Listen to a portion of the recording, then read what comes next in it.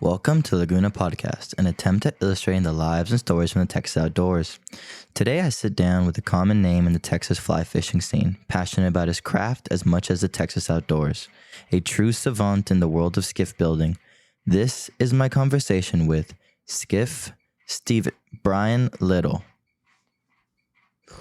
All right, well, let's get this rocking and rolling. I got Mr. Brian Little here today, and this one's I think is going to be a fun one. I think we're going to get to learn about a lot of cool stuff today. With that being said, I like to always start this the same way. A quick introduction again on who you are, what you do, and why you're here, basically, and then we'll start with the regular stuff. Okay.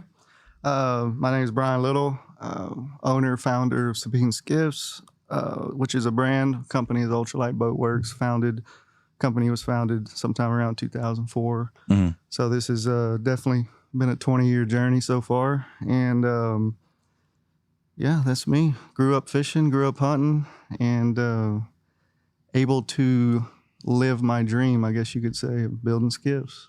Perfect. And I think you're kind of segueing me into the next question. Run me through the very beginning, your first couple memories in the outdoors, through to maybe when you first started to want to build boats or get into the industry. So never was in the outdoor industry. I grew up on a ranch south of Columbus, Texas. My dad was a ranch manager. My parents didn't go to college, but we lived a really good life. You know, I thought we were the richest people ever, living on another man's ranch and had all kind of equipment and cattle and horses. And what that did, though, is it allowed us the freedom to fish whenever we wanted to. I mean, we had farm ponds. We were able to hunt on the land. Did a lot of, my dad did everything for the ranch, from grading the roads, working cattle, making his own hay, building an airport on the man's land. Airport. Yeah, for the guy, the owner to land his own equipment, stored the airplane under a pole barn my dad built that had, 400 hay bales and a Cessna next to it. So it was a real good childhood. I had 3 older brothers, and my dad coon hunted a lot. We had coon dogs. Never really bird hunted a lot. Duck hunted a little bit, but a lot of deer hunting, a lot of bass fishing. So a lot of pond fishing, and then we did go to the coast a little bit later in life when we got some boats, and my mom liked to flounder fish, and I had an aunt and uncle that lived on Lavaca River here in Lolita. So my first memories were with my grandpa on the Lavaca Navidad River around Ezel, catfishing, or with my dad and brothers, bass fishing. We ran lines on the Colorado River, and just did that type. And then red fishing, in the Lavaca River and, Redfish Lake and Lavaca Bay, stuff like that. So, yeah, grew up doing that and was always around sports. And that kind of took my career to college and used my athletic ability to get a scholarship. What'd you play in college? I ran track. Oh, no kidding. I was a quarter hurdler, quarter miler, or quarter horses. But, in high school, I was a pretty decent sprinter and, went to state a few times. Never won state, but I was there for 3 years, or there 3 times, and then got enough publicity. I kind of wish social media was back when I was in high school. I'd had a good athletic Instagram page, but no, played a little football. I was too small, so I went to Lamar University on a track and field scholarship. I went there because they had an engineering department. Yeah, was going to go to U of H. My brother was a pole vaulter, and he was pole vaulting at the time at U of H. They didn't invite me to go run for them, and I was always scared to go to A&M or UT, just too big of schools. Heard. Even if I would have got if I got a scholarship, I probably would have went, but Lamar was a good fit for me. It was a small town in Beaumont. Never even heard of the school until I got, the letters. And, my junior, senior year was getting a lot of letters from people in colleges. And one year, or the one day I got the Lamar letter, I didn't even open it, didn't know about it. And that was the only letter ever I threw away. No kidding. And the next day, I went to school, and my coach handed me some more at lunch. And he always handed my letters to me at lunch, I think in front of my peers to make me feel good or something. I don't know. Anyway, so he asked me, though, are you opening, are you filling out all these questionnaires? Because, internet was just getting going. Everything was handwritten in letters. And I was like, Yeah, I am, but I did throw one away yesterday, and I actually went home, opened it up, and This episode is made possible by our friends over at Gordy & Sons Outfitters, located in Houston, Texas, and employing a team of experienced outdoorsmen specializing in fly fishing, hunting, and wing shooting. Gordy & Sons is sure to prepare you for success in the outdoors. Next time you find yourself prepping for a weekend getaway or a bucket list trip, be sure to give them a shout. Trey Clark was the first coach to ever call me, and in 3 weeks I was visiting and whatever, so it was a good time, good opportunity, good engineering school, and thought I was going to be an electrical engineer. Ended up changing major to civil engineering after my third year of college. And then once I got in engineering, I had to give up running track. It was too hard on my body to keep up all the studies and then labs, engineering classes. But the university, being a student athlete, you get free tutoring, and I needed every bit of it. And I took every advantage of it, from Cal 1, 2, 3, differential equations and all of that. Always had good tutors. And but yeah, Lamar was good. I stayed in the area. Got a civil engineering job, part-time job when I was in college. Worked at a firm in Viter, and then I worked at another one in Port Arthur. And when I graduated, I ended up taking a job with a firm at Port Arthur. Interviewed a little bit in Houston, but I like Beaumont because of the fishing and the hunting. Yeah. Sabine Lake was right there. And I didn't know about it, but if I had the opportunity and boats, I could have fished, within 10, 20 miles of the university. But I didn't live too far from there once I graduated. And I could take my boat to work, and I could be in the north shoreline or the north part of Sabine Lake and wade fish for big trout before work and then be back. Or I'd go home and get my boat at lunch, come back. And several times, the owner of the company was a good outdoorsman or a great outdoorsman. He was kind of too old to do that. But I was almost like his little son. Yeah. And at lunch or 2:00, he'd see my boat out.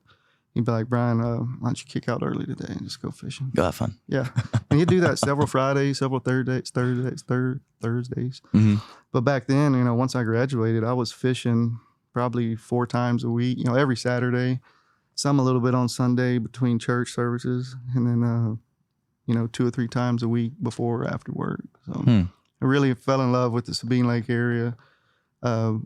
Good back then, good big trout opportunities, tons of redfish marsh. You can get lost in the Louisiana side, the Louisiana Refuge, and some of the private areas that you can fish. And it was awesome. Met my wife, in that area.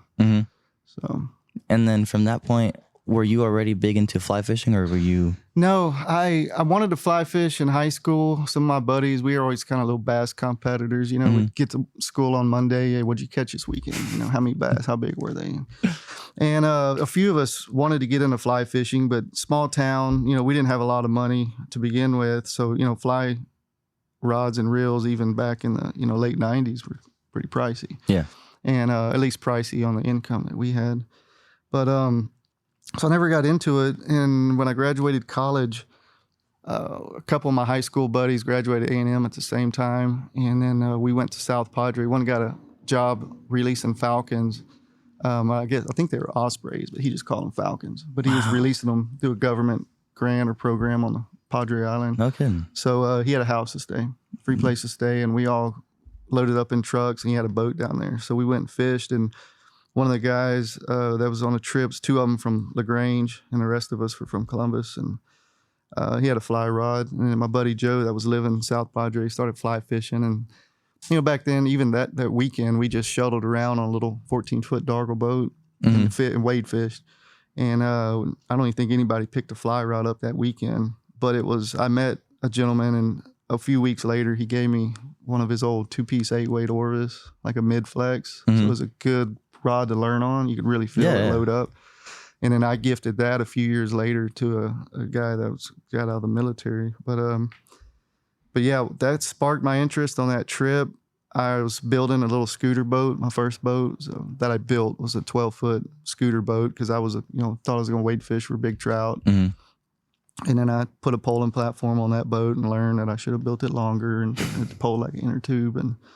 But it was probably about 05, 06, I really started getting into fly fishing And I would fly fish in the summertime. So pretty much September through about April, I'd wade fish for big trout from Sabine to Calcasieu. And I'd go to Galveston once a year, maybe go to Baffin. I've fished Baffin a little bit, Corpus Christi area. But, I think my first real Poland skiff that I fished, my first one was some production molds I had going that didn't make it to market. But, and it's 05, 06 when all that was going on. But I finished my first Poland skiff, and then I started fly fishing really hard, about 08, 09. Yeah. And a lot of people think Sabine is a mud, dirty water lake, and I'm glad they think that, because I can go over there and not see another skiff sometimes. But it's getting more popular these days. But back then there was probably 3 skiffs in the area, and half of those, or the other 2, were businessmen that didn't fish that much. So you had the marsh to yourself. And then I did. It's and then unbelievable. Acres and acres of. Yeah. And then what kind of inspired the idea of going for an aluminum style skiff? So the first skiff I built was I was coming out of the production molds and getting my money back and recouping all those finances that didn't make it to market. And I already had the trailer and some equipment to rig the first production boat that we were building before that business went south. But so I built my first one out of wood and fiberglass, just Okuma marine plywood and fiberglass, my own design, my own shape and stuff like that. And at the same time, I was starting to fish a lot of tournaments sponsored by Royal Purple, and we were fishing Texas Redfish Series. First year we fished out of a shoal water 21 cat my tournament partner had. Got a different tournament partner, and he had an aluminum bay boat built out of orange, a Burrell. And I had my little Poland skiff, so depending on where we fished, what boat we would use.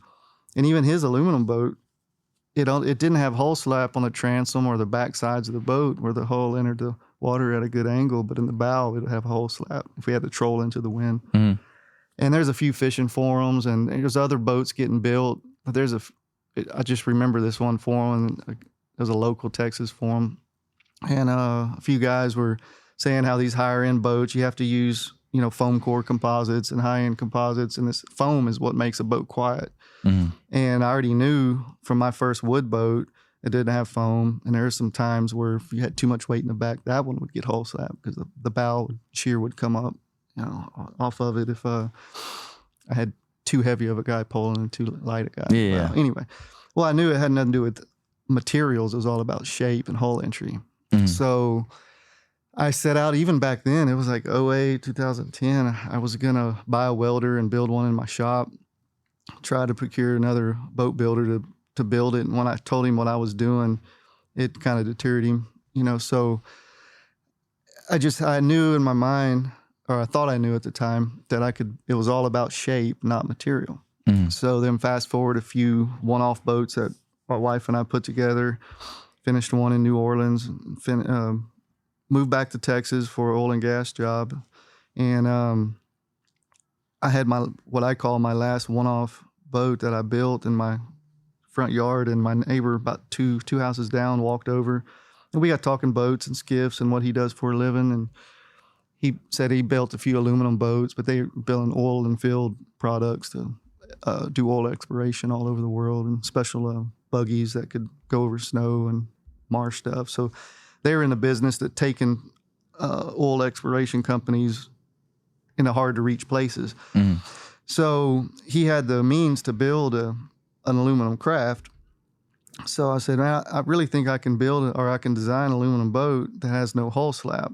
And he's like, well, just draw it up, and we're slow right now. Maybe we'll build it for you. And that's what me and him, I drew it up 2D, went up to his house, showed him everything, sent him the files. He had his guys draw it 3D, and we procured the materials. That one was water jet. All the hull pieces and deck was water jetted out, and they put it together in their shop. And before we put it on the water, it's still raw aluminum. I posted one picture on social media. And even back then, from 04 when I started, all my social media was kind of growing up to start this company. Like I was following people and liking people and talking to Okay. people all over. So a lot of people knew about me through the tournaments, through fishing. I posted my pictures. You know, if you post a picture of a 30-inch trout, you get a lot of people eyes on you and stuff. And so these guys from Florida, Texas, all over looked at this skiff. And I mean, I had like 50 not messages, but like responses. And oh my goodness, this looks awesome. Because it was different than all these other aluminum boats that had a poling platform on it. This was a skiff, you know, rolled gunnels looking, you know, so we could put rub rails. Because anyway, and about 6 hours later, I deleted that post picture. And that boat sat in my garage for about 4 to 6 months as I contemplated with my wife, like, are we going to take this to market or just build this one? And I remember the first time we put on the water, my buddy Nick went with me, and I thought I was going to a boat ramp where no one would see us. And of course, I pull up to the boat ramp, and there's somebody I know fishing, and he asked me what I'm doing. I have this raw aluminum boat, wasn't even painted, just bolted a motor on, put a battery to start it, and we pulled it down the intercoastal, and it's a bad windy day. We couldn't get in the marsh and didn't want to run it far. You know, didn't even have light, didn't have a bilge pump on it. It was just a motor, a poling platform, and just to see if it had hole slap. Yeah. And it didn't.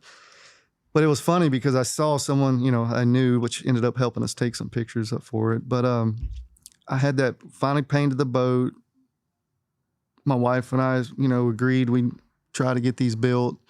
And I was trying to figure out, you know, who at the time, my buddy that built it, my neighbor, their business really peaked. Oil prices got right, and they started building more exploration projects and all of their buggies and stuff they built. So he told me, he's like, man, I'd love to build this for you, Brian, but the shop space, we need to make some real money. And but I'm glad he did, because it forced me to start my own crew. And but I only had one boat, and I posted it online to sell. And then I was eating dinner. I was at work one day, and my buddy Smarge sent me a text message. He's like, hey, I'm having lunch with Summerlot, or dinner. We just got done fishing. And he just out of the blue mentioned he thinks an aluminum boat can be built with no hull slab. Do you mind if I send him pictures of your project? So I'm texting away, heck yeah. You know, Scott Summerlot, I've never met him. I've read all about him, read all his articles. And Scott called me the next day, and about 2 or 3 days later, he was in Bayou Vista, and we poled that boat in a pond me and you might pole. And, you know, I shut the boat down. I was like, all right, you want to pole or you want me to? He's like, I'm poling. I'm a guide. I don't need to fish this boat. He goes, all I need to do is pole it right into the wind. And he gets up on there and 90 degree into the wind. We poled about 10 foot. And he's like, Brian, I probably shouldn't tell you this because the price increased, but you hit a home run. I'm buying one. So we fished for like 20, 30. I don't even think we fished. We just poled around for a little bit, sat there and talked. And then we built his. And actually, I was formulating a crew, didn't have a shop yet. And my business partner at the time, who was going to do all our fabrication, we built my second aluminum boat, which was Scott. It was our versatile bottom, had the reverse chines, but Scott wanted a certain deck. He didn't want rolled gunnels. He wanted a smaller decks because he was taking this to the Everglades and putting a jet on it.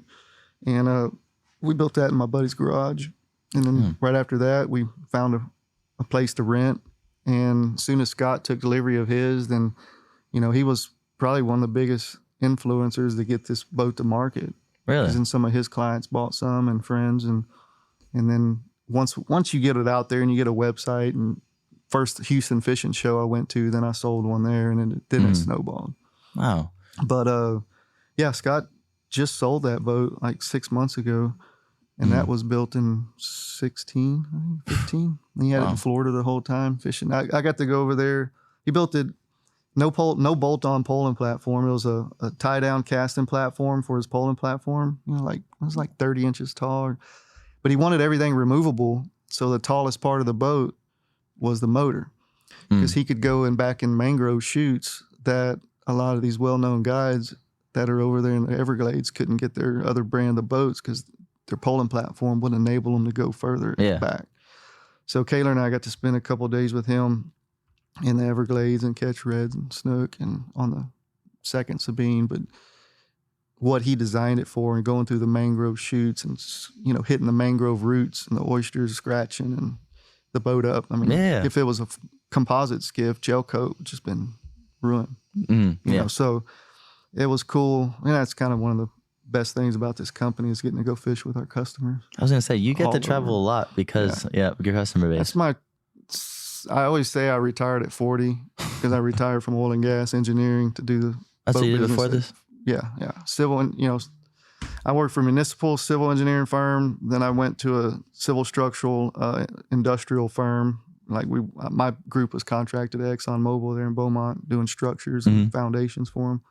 And then I worked for a yellow iron, like an environmental civil company, which was really amazing, closing out different environmental projects in the industry and managing industrial byproducts and creating. I didn't create it, but I was helping create and trying to get into production of, I don't say rehabbing, but reusing byproducts into a renewable resource. And I got to travel to Jamaica and different bauxite mines and stuff.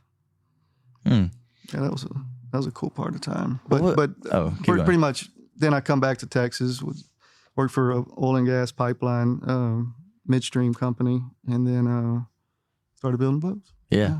What was the hardest part about setting up your own crew? The hardest part of setting up any crew is finding the right people. And one of my project manager, I can't think of the word I want to use right now, but one of the guys that trained me for project management. Yeah. He always told me, you'll never start and end a big project with the same crew. And at the time I was new into project management, and I just thought everybody was good. Everybody wanted to work with you and everybody was going to stay with you the whole time. But I've started, and every crew I've started, I've never finished. Like the crew I have here wasn't here 5 years ago or whatever, you know what I mean? Yeah. And well, not everybody, but my aluminum guys have been with me from production one. Really? Yeah. They used to have someone over them that, didn't make it. But yeah, so it's basically the hardest part of starting your own crew is finding the right people the first time, because some of your most expensive, or the most expensive part of a startup is the training. Yeah. Not overhead. I mean, not including overhead and molds and, tooling, I guess you should say. But it's the training part. So yeah, once you train people, you want to keep them. But sometimes during that training process, you find out they're not reliable, trustworthy, reliable. They fish too much. They hunt too much. God forbid. Yeah. I always, as a joke, but I just hired a gentleman. He's semi-retired. He's not retired because he works for me, but he could be. And he's a big bird hunter and loves to fish. And I joked with him. I was like, man, I don't like hiring hunters and fishermen, but I'm going to hire you. He's a good guy. Before we talked about the crew, we were talking about your traveling and stuff. I kind of wanted to use that as a segue to ask a little bit about Sabine's stories and what actually inspired those. And the reason I ask is because you don't really see a lot of companies really getting into the content creation side of this space. They typically leave it to like their influencers they have on staff and whatnot. And so I thought that idea was extremely unique in its own respect. Yeah, I was gonna hit on that earlier, and then I kind of detoured off because I retired the first time at 40. Is what I tell people. The second time I retire, I plan to distribute enough boats around this U.S. that I can just go fish with my clients. Yeah, whenever I want to, And I mean, I've been to Florida. I fish with Summerlot and several other people. When I get under pressure, I forget names. But I fish with other good clients out there for, tarpon, permit, snook, reds. I've been to Montana and caught brown trout and big rainbows out of Sabine, Georgia, Louisiana, Texas. So the goal is, if I can ever build this company up to have somebody, managing it for me, or at least for the most part, then my next retirement is doing Sabine stories every month and traveling around hunting and fishing and selling and, I like to create. Obviously, you can tell I like to create. So I want to keep that creative bug going, but I also like to hunt and fish. Yeah. And one of the most benefits, other than you got to keep this thing going. It is a business. I do pay myself. But one of the most or one of the things I enjoy about it is the people I get to meet, where I get to fish, where I get to hunt. I mean, some of my clients own some awesome land and they live in some beautiful places. So, yeah. But what inspired the first one? The Sabine story. Yeah. So, what is the first one? I mean, well, what's inspired the Sabine stories was basically to go out to different customers all over wherever I delivered boats to. Right now, I haven't sold one outside the U.S., but to go to their place, to go to how they fish, how they hunt. And the more people I meet, selling these boats and delivering them, I learned that, I have some customers that do some pretty unique hunting and fishing. And it's cool to show people that, and they're normal people. In my opinion, a company can sell more product if they're highlighting normal people, because there's more normal people than there are celebrities, right? And today, in my opinion, in today's time, I think a normal person can have more influence over a celebrity or a quote unquote influencer. Yeah, I don't disagree with you at all. I mean? That one either. That, and then on top of that, I don't have to pay my client for that story. Don't tell them that. But I mean, really, if you talk to some of my clients, they love to do it. They want to tell their story. They want to tell about not how they fish, or not necessarily how they fish or how they hunt. I have guys that have invented products and have done real good in life, and they've contacted me like, Brian, I'd love to do a story with you just to tell my lifestyle, tell what I did back in the day and how, the places I used to fish and why I bought a Sabine. And some of those, probably the hardest thing is delivering a boat. Deliver a boat to somebody, and he goes, this is the last boat I'm ever going to build. Yeah. Or I'm ever going to buy. Wow. And you got to leave that. You leave him, you're like, man, it's heart touching. Yeah, I can see that. Strings, It's a good feeling, I bet. Yeah, it is. It's cool. I want him to buy another one, another Sabine. Damn it. Yeah. No, anyway, but yeah, we have some really unique clients out there. Yeah. That people never know who they are. These guys are within a few miles of here and have done some extraordinary things in life. Doctors, and yeah, we're gonna do one on Kaler's facial doctor. No kidding. Yeah. Wow. Now I kind of want to take another segue. Talk more about your fishing stories and your fishing life as an individual versus a boat builder and stuff like that. Again, you get to travel a lot of places, I assume, every year. Do you have like a top place that you like to visit? It's I'm at a point in my life where I'm kind of circling back to fishing is more about the experience and where. When I got married, I didn't really travel much. I mean, my parents took us on vacations, but they weren't like fishing vacations or anything. We'd go to Colorado or Big Bend and Arkansas and stuff. We went to sightsee and look at places. When I met my wife, she's like, well, I want to go to the Caribbean. So I took a different job right when we got married. So we didn't really have a honeymoon until our first anniversary. And we went to Turks and Caicos. And that was in, I don't want to say, I can't remember when I was married, 18 years ago. Let's just say it was 18 years ago. And a guide over there was like $800-900 a day. So we go on a 4.5 day trip, and the rest of the time we were there, we DIY'd. And I did catch fish with the guide, half-day trip, bonefish, and then but I caught just as much and bigger fish, DIYing at places my wife found, that she would Google and find them little lagoons to go visit. And so the Caribbean, we would go there almost every year. Turks and Caicos, and we've been to, 4 or 5 different islands in the Bahamas, and been to Belize. But it all depends time of year, because time of year fishing is different. And right now, if you said, Brian, let's go fish your favorite place, I would take one of my skiffs and I'd go to Sabine Lake and fish the marsh. Yeah. But during the winter, you can't do that. Duck season, people, things are closed. Wildlife refuges are closed for fishing, or there's duck hunters that you're going to mess up or get kicked out of their ponds. So, but I do like going to the Bahamas. I like DIYing my fishing there, and I want to catch a double-digit bonefish or a 30-incher in the Bahamas is a goal. Florida's cool. I like the Everglades north. The Chaz. I went fished the Chaz River with Brian Chamberlain, and that's a beautiful place. He bought a skiff because he had a limestone rock in his composite skiff. Caused like $8,000 of damage from lower unit and a 4-inch hole in his boat. So he bought a Sabine for his shallow water boat, and he kept his composite boat for out fishing out front. But that area is cool because it's just a lagoon. It's kind of Sabine-ish, marsh, Delta marsh. But yeah, I think the Sabine area is pretty much my favorite place. But if I want to go catch a big trout sight casting, I'm not going to go to Sabine or Calcasieu. I'm going to go south. And one of these years I'm going to spend a lot of time down south. I haven't done it in a while, but I have caught trout in Galveston on two-hand spay rod. Really?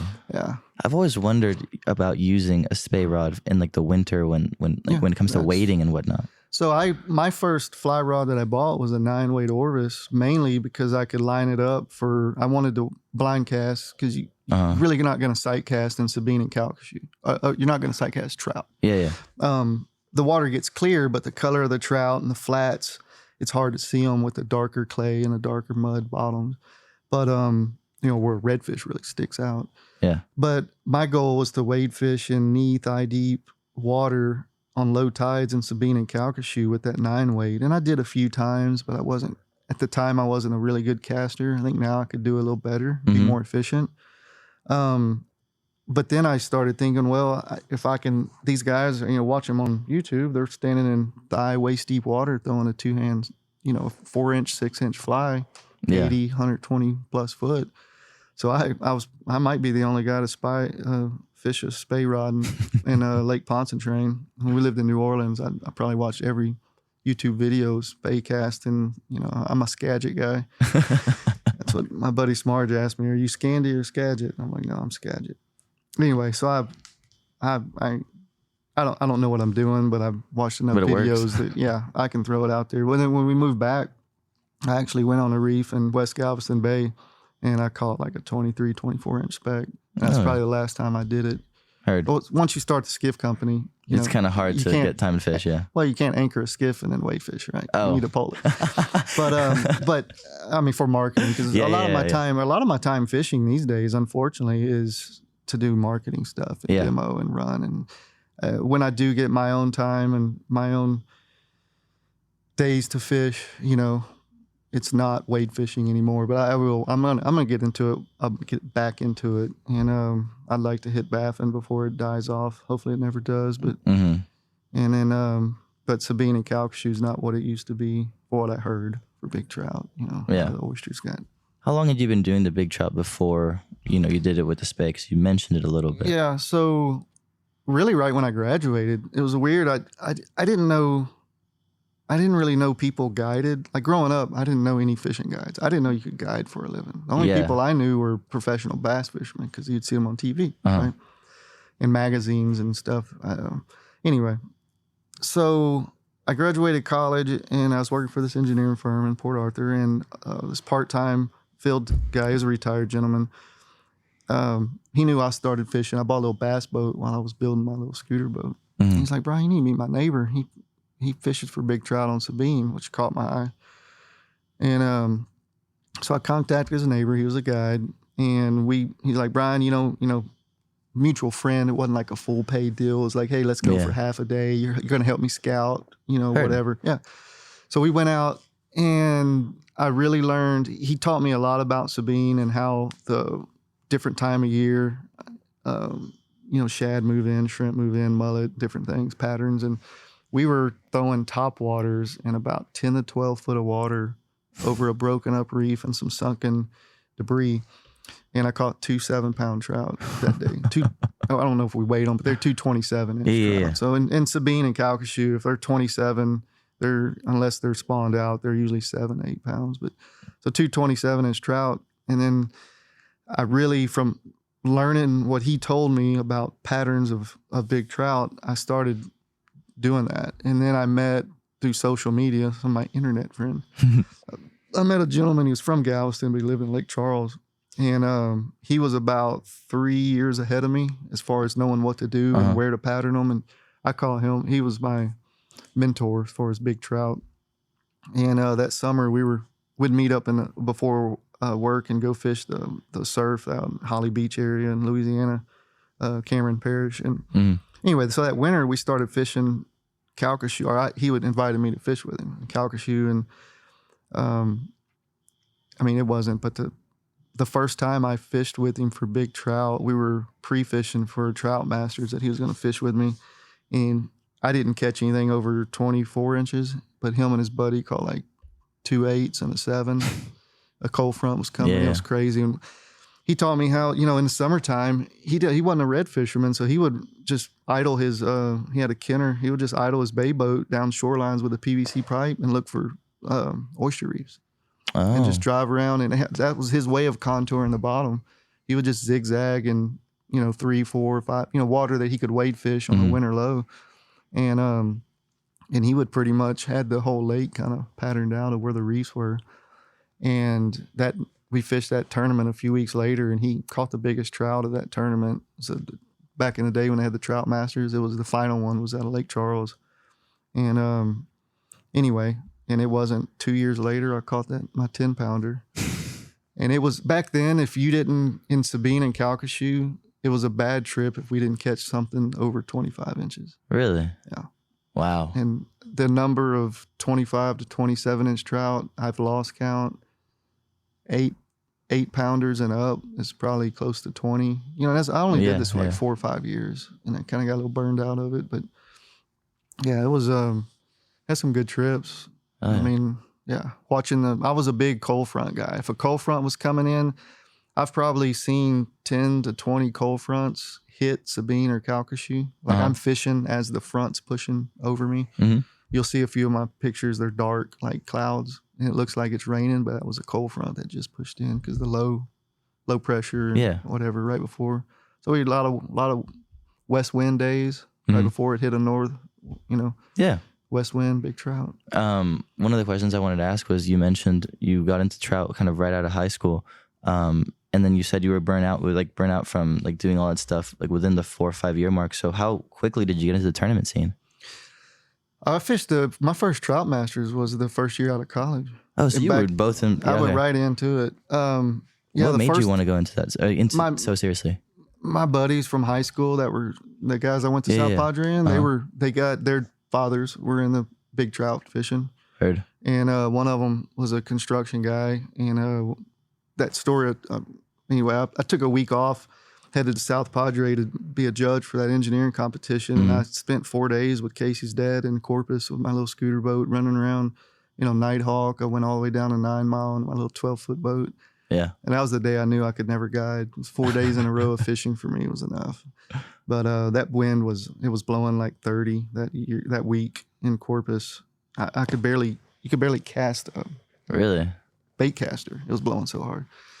But anyway, but yeah, I got into the Trout Masters right out of college. I mean, I fished the first Trout Masters in Matagorda that I fished. I didn't have my scooter boat built, and I bought a John boat because of the motor. I thought I was going to put the motor on to the scooter boat. It was a souped up 25 horse Suzuki, 3-stroke, and like 40 horsepower.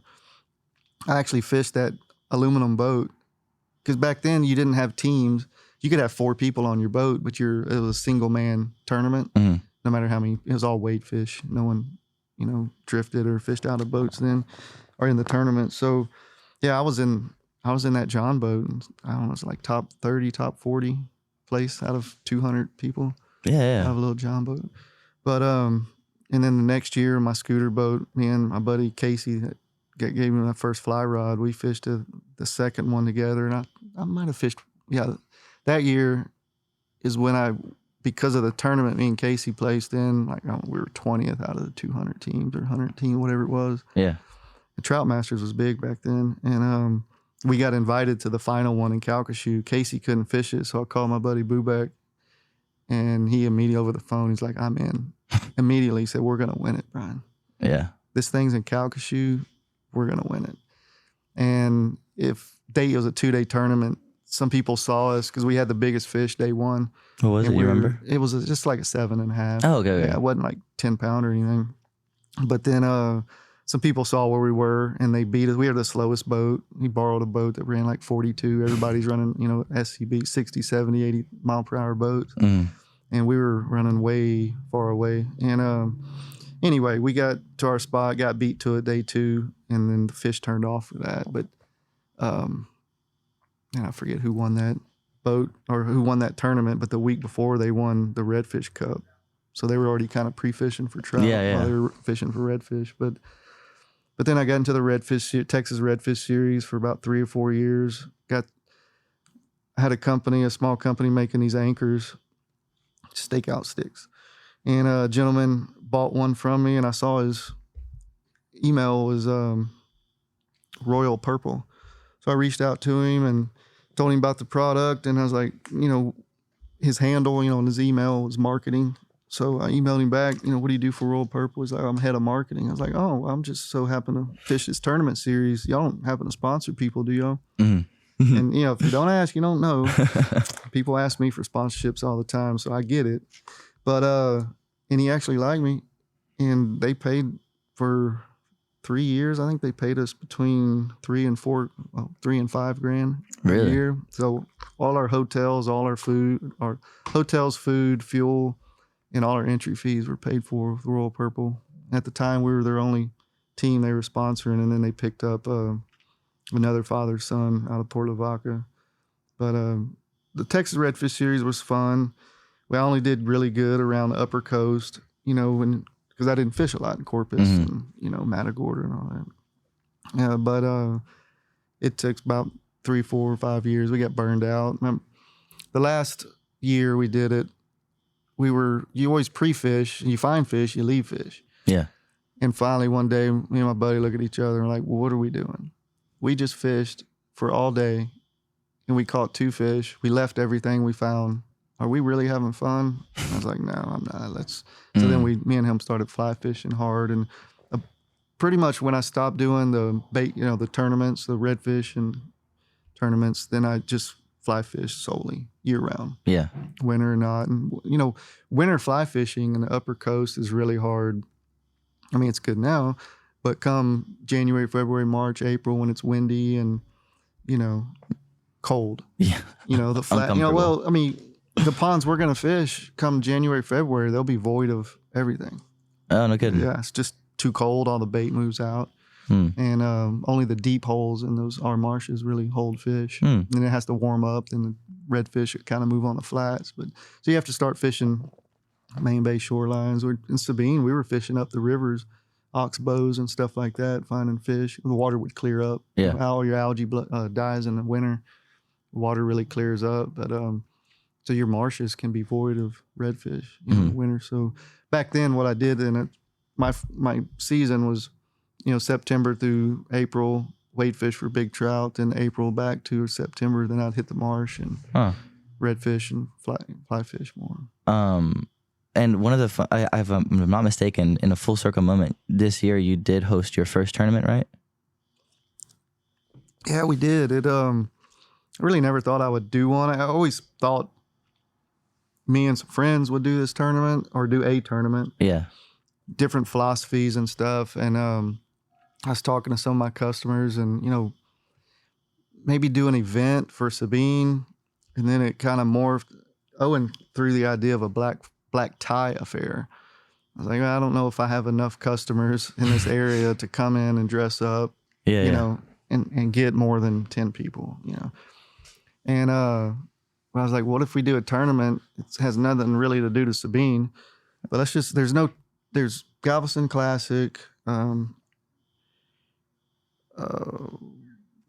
Masters, or there's Masters Cup, Port O'Connor, but there's not a lot of tournaments up there. Yeah, but pretty much you have Galveston Classic, Baracho also, La Mosca.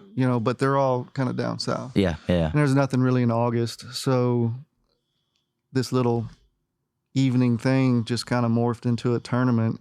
And then, the tournament really was, you can get people to come to an event if you have a tournament versus I didn't even want to do a tournament, kind of just more of a event, food, get local businesses, get all the local fly shops, any business that wants to come, you can come for free, set up a booth.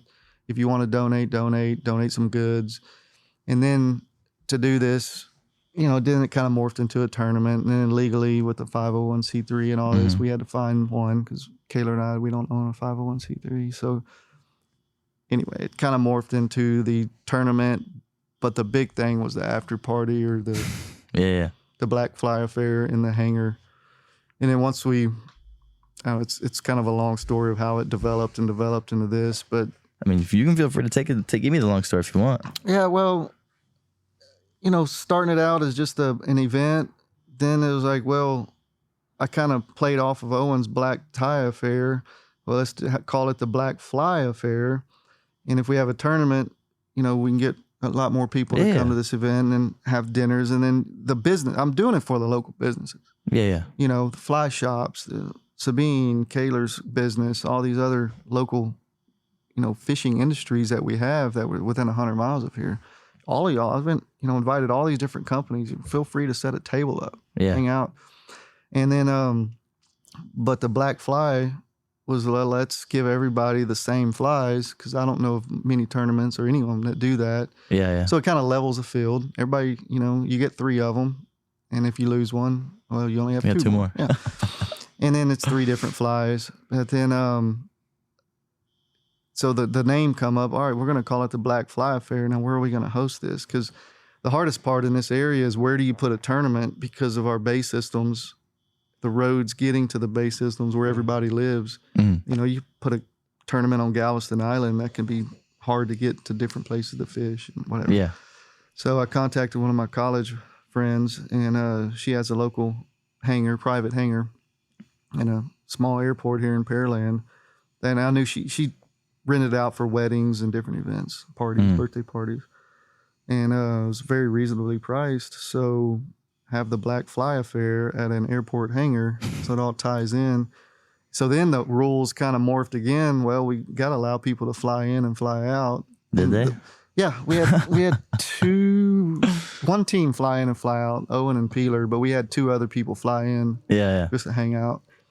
A lot of other people that would have flown in and fished it already had weddings and different events. So I think this next year we'll get more people flying in and flying out. And the reason I did that, I had no boundaries, is to spread everybody out. If you're going to have 50, 75, 100 team or skiff tournament, then if you have them all in one bay system, it gets a little tight with people. So that was another excuse to spread people out. Which Owen and we had people drive back, which next year they'll probably fly. We have teams that are verbally going to fly to South Padre, Aransas Pass area, Rockport, and then likely again Port O'Connor. So, yeah. Wow. Man, I was gonna ask. I forgot what I was gonna ask. God damn it. But then to finish that, we teamed up with Galveston Bay Foundation, which was nice. Their office is like a mile from here, and they're local. And the main reason we teamed up with them is I called my buddy at which you interviewed him at CCA, and I wanted to not just donate money to a foundation or an organization. I wanted to donate it to a project. Okay. And Galveston Bay Foundation will allow you to donate directly to one of their projects. So then me and Kaylor had to meet with them. What projects do you have? Which one are we going to pick? And one of them was in Jones Bay, which is our backyard, and the oyster reefs would likely drive by them later that they're going to build up. And so it's kind of rewarding raising $20,000 for a project in our backyard. Yeah, absolutely. And then, majority of the people that came are local Houston area people, which we did have some from San Antonio and Austin. Yeah. But for the most part, then people get to see when this project kicks off in the next year or two, they'll actually get to see the fruits of their labor, so to speak. Okay. And that makes sense. And I like that. I like that way of looking at it. And I did remember what I was going to ask. And funny enough, it's going to be a pretty hard segue, but I'd like to know the story of Skiff Stevenson. So Skiff, I've always had nicknames, growing up, my last name's Little. So there was a lot of Chicken Little. had a boss call me chicken, mainly because I ate chicken the first week of working there. Because chicken place was right next door, and it was a part-time job. I'd get out of class, grab chicken, go eat at the office, and work. Anyway, so I had all these nicknames. I nicknamed Owen Marsh Thompson there for a while, and so the biggest problem of owning your own skiff company is I had all these friends I've met in years previous that obviously they didn't own a Sabine because it wasn't even around. Yeah. So they had all these different brands of boats, and that's what I had always built my own boat, but sometimes I'd fish with them on their boat. So when you own your own product, you can't go fish on other brand of boats. I mean, you can, but if the wrong person who hates you sees you fishing on another brand, he's going to blow you up. And some people have actually done that to flip pallet, unfortunately. Really? And so I don't want to be seen on other skiffs and other brands, but there's been times where some of my friends have, invited me to go fish with them. Either I helped them. The first example I'll tell you is one of my buddies, and he has somewhere between 6 and 8 classic Hells Bays. Uh-huh. He likes buying them. I helped him find one in New Orleans that we bought off a gentleman for like $7,000 and fixed it up. And another one he bought, it was the second one that I helped him fix up. He bought a 2000 Waterman out of Austin. It never saw fresh water. This old man just drilled holes in it, put rod holders in the deck for catching crappie and catfish and whatever. So Smarge found this on Craigslist, and I helped him kind of manage the remodeling of this boat. What got done, he's like, let's go to Cocodrie. It was wintertime. Mm-hmm. Let's go fish some bulls. So we head over to Cocodrie, and we're staying with Pascal and Chavez's house, and I'd take them. I always took steaks and seared tuna steaks for them and stuff for payment. And, me and Smarge would fish all day. Well, I had Sabine going at the time. I said, look, we're going, but if anybody's at the boat ramp, I'm wearing my buff and my hat. So no one can see who I am. Even though no one really cares, right? So we go fish that day, and we had a banner day on the water, and we're on our way in. It was chilly. I had full Sims gear and hat. I didn't have a Sabine hat on, but I had a hat and, my glasses and a buff on already because it was cold. And we get to the dock, and it's, probably 6 or 7 guides at the dock with their clients, at the end of the day. I was like, all right, here we go. So I said, look, pull the boat up. I'm going to stay in the boat. I'll drive. You go get the truck trailer, and I'll pull it on there. When we pull out, I'm not going to get out of the boat. I'm going to stay in it, just drive straight to Pascal's house. It's like a half a mile away. Well, as we're pulling the boat up, he backs a trailer in. A local guide walks up and goes, hey, y'all burned me today? I'm like, no, we weren't even in the marsh. We were outside. Like, all right, y'all seen Little? I heard he's around. My buddy, I'm 10 foot from this guy, and he knows me. I know him. Uh-huh. And my buddy Smarge goes, Little? I don't know who the hell that is. And I didn't say a word. I just kind of shook my head. So we load up his boat. We're driving out of the parking lot, and there's all these guys. And I was like, man, all you out of town guys need to go home. As we drive, just joking, Chavez and Pascal just shaking their head like, oh my God. Man. So we go to the house, and I go upstairs, take a shower. And then that local guide, Ron, he walks up to their house, and there I walk down, and he's like, Little, that was you the whole time. So we kind of joke about it. And another time we were fishing some local marsh, and another guy, he's a Sabine customer now. He had a different brand boat. He wanted me to help him with a prop and setting it up so he could sell it when he was getting his Sabines. And I guess I'm going to get the name of his brand, which I have no disrespect for this brand. So we go, same thing. We pull up to the boat ramp. Well, there's a Sabine customer. Mm-hmm. He's working on his jet outboard. His lower unit or impeller was having some issues. So he's backing me down. I pull my buff up. I didn't have my wig at the time. So I just had this, all my face is covered, Sims gear, and we're about 20 foot from him. His camp's backing me down a boat ramp, and my customer and his buddy, they're working on their jet lower unit. And I said, should have bought an East Cape. As we're backing in, and they popped their heads up and looked at me and gave me just a go to hell look. Put the boat in, and dude, me and Camp were just rolling. He goes, I think you just hurt their feelings. So we get on the water, and I hear this jet coming about 45 minutes later. Sound like an airboat. And we get out there, and we first shoreline, caught a fish. And as soon as I saw them, I sent them a text of that picture with me on that boat. So then they knew it was me. They're like, dude, we've been fuming for the past 45 minutes. So that's a joke from us. Should have let him escape. How'd the wig get involved? Oh, it's just as a joke, just something to put on and take funny pictures and kind of hide, not really hide, but just to be funny. I'm a pretty funny guy. I can be funny to some people. Some people don't get it, but yeah, it's going fishing with some of my friends and just being goofy, taking goofy pictures and whatever. Kind of semi making fun of some of the influencers out there that are trying a little too hard. For sure. Because Skiff, he's an ex-hair model, right? He's a pretty guy, pretty boy, fly fisherman. Fair. Fishing all the nice equipment and nice boats. Which I try to keep the Sabine logo out of it, but because I don't want it to be promotional. It's all for fun and games. And I do get to go to some crazy crazy places. So I don't have a personal Instagram, so people get to, if they want to, it's no big deal. But all my hunting pictures and videos, and I just posted.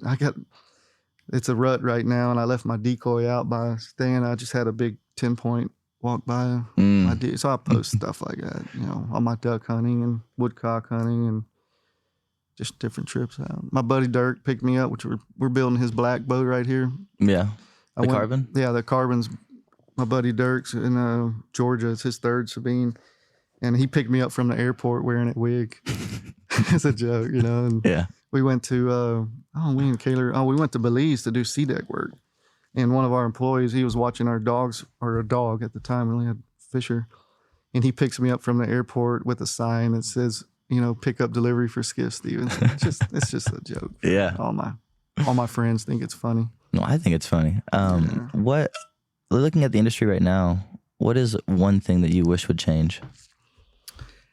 Man, our industry is in a good spot. It's the best spot the fishing industry's ever been. It's because of social media. It's drawn people to be able to sell direct and not have to sell wholesale a lot. Yeah. I mean, if your margins are set up for wholesale, but you can sell direct, well, then your margins are even better, almost twice. Yeah. But yeah, there are some. It's kind of getting better. I think the past year. I think the past 5 years. Maybe before COVID, there was a lot of people trying too hard, just trying too hard. And I really think it's kind of starting to straighten up. Maybe some of them are getting called out. Some of them are seeing what they've done to their area, to their local waters, pushing people to them.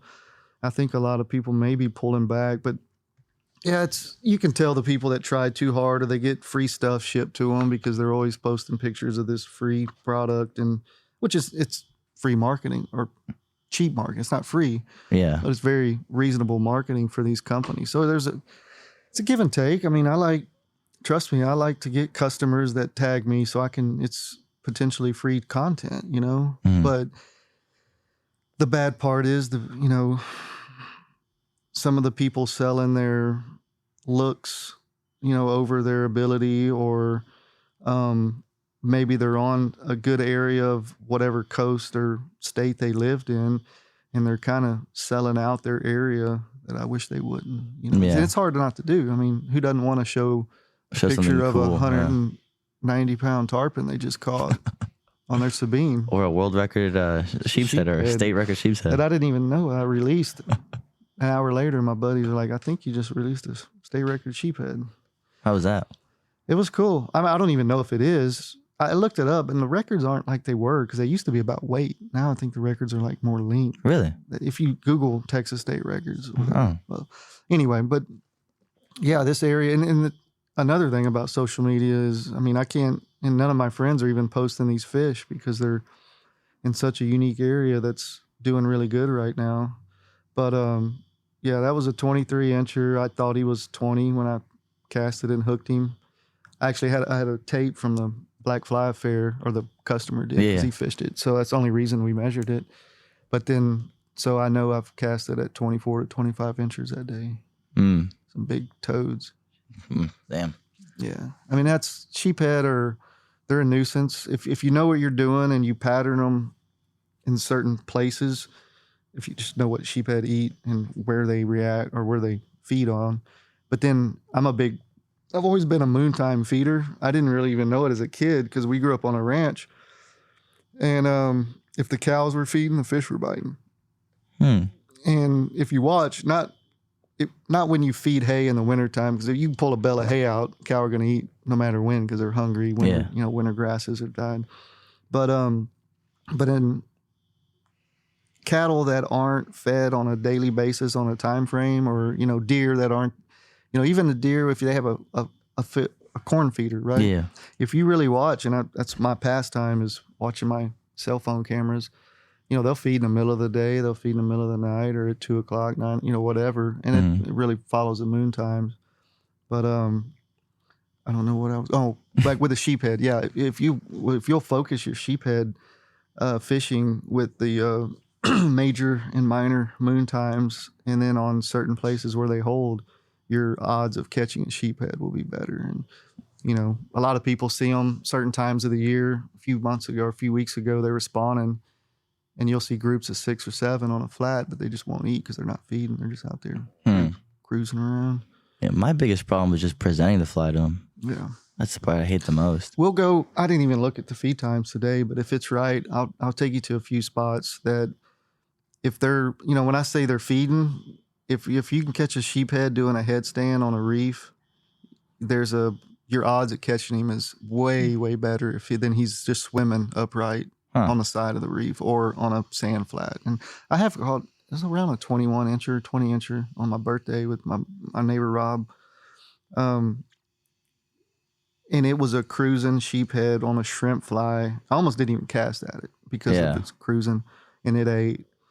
But sheephead are weird. It's the closer you get to Louisiana on the Texas coast, the happier they get, right? For some reason, Louisiana sheephead are just way easier to catch. Yeah, by a significant margin. Oh, huge. And they're eat, and they're big.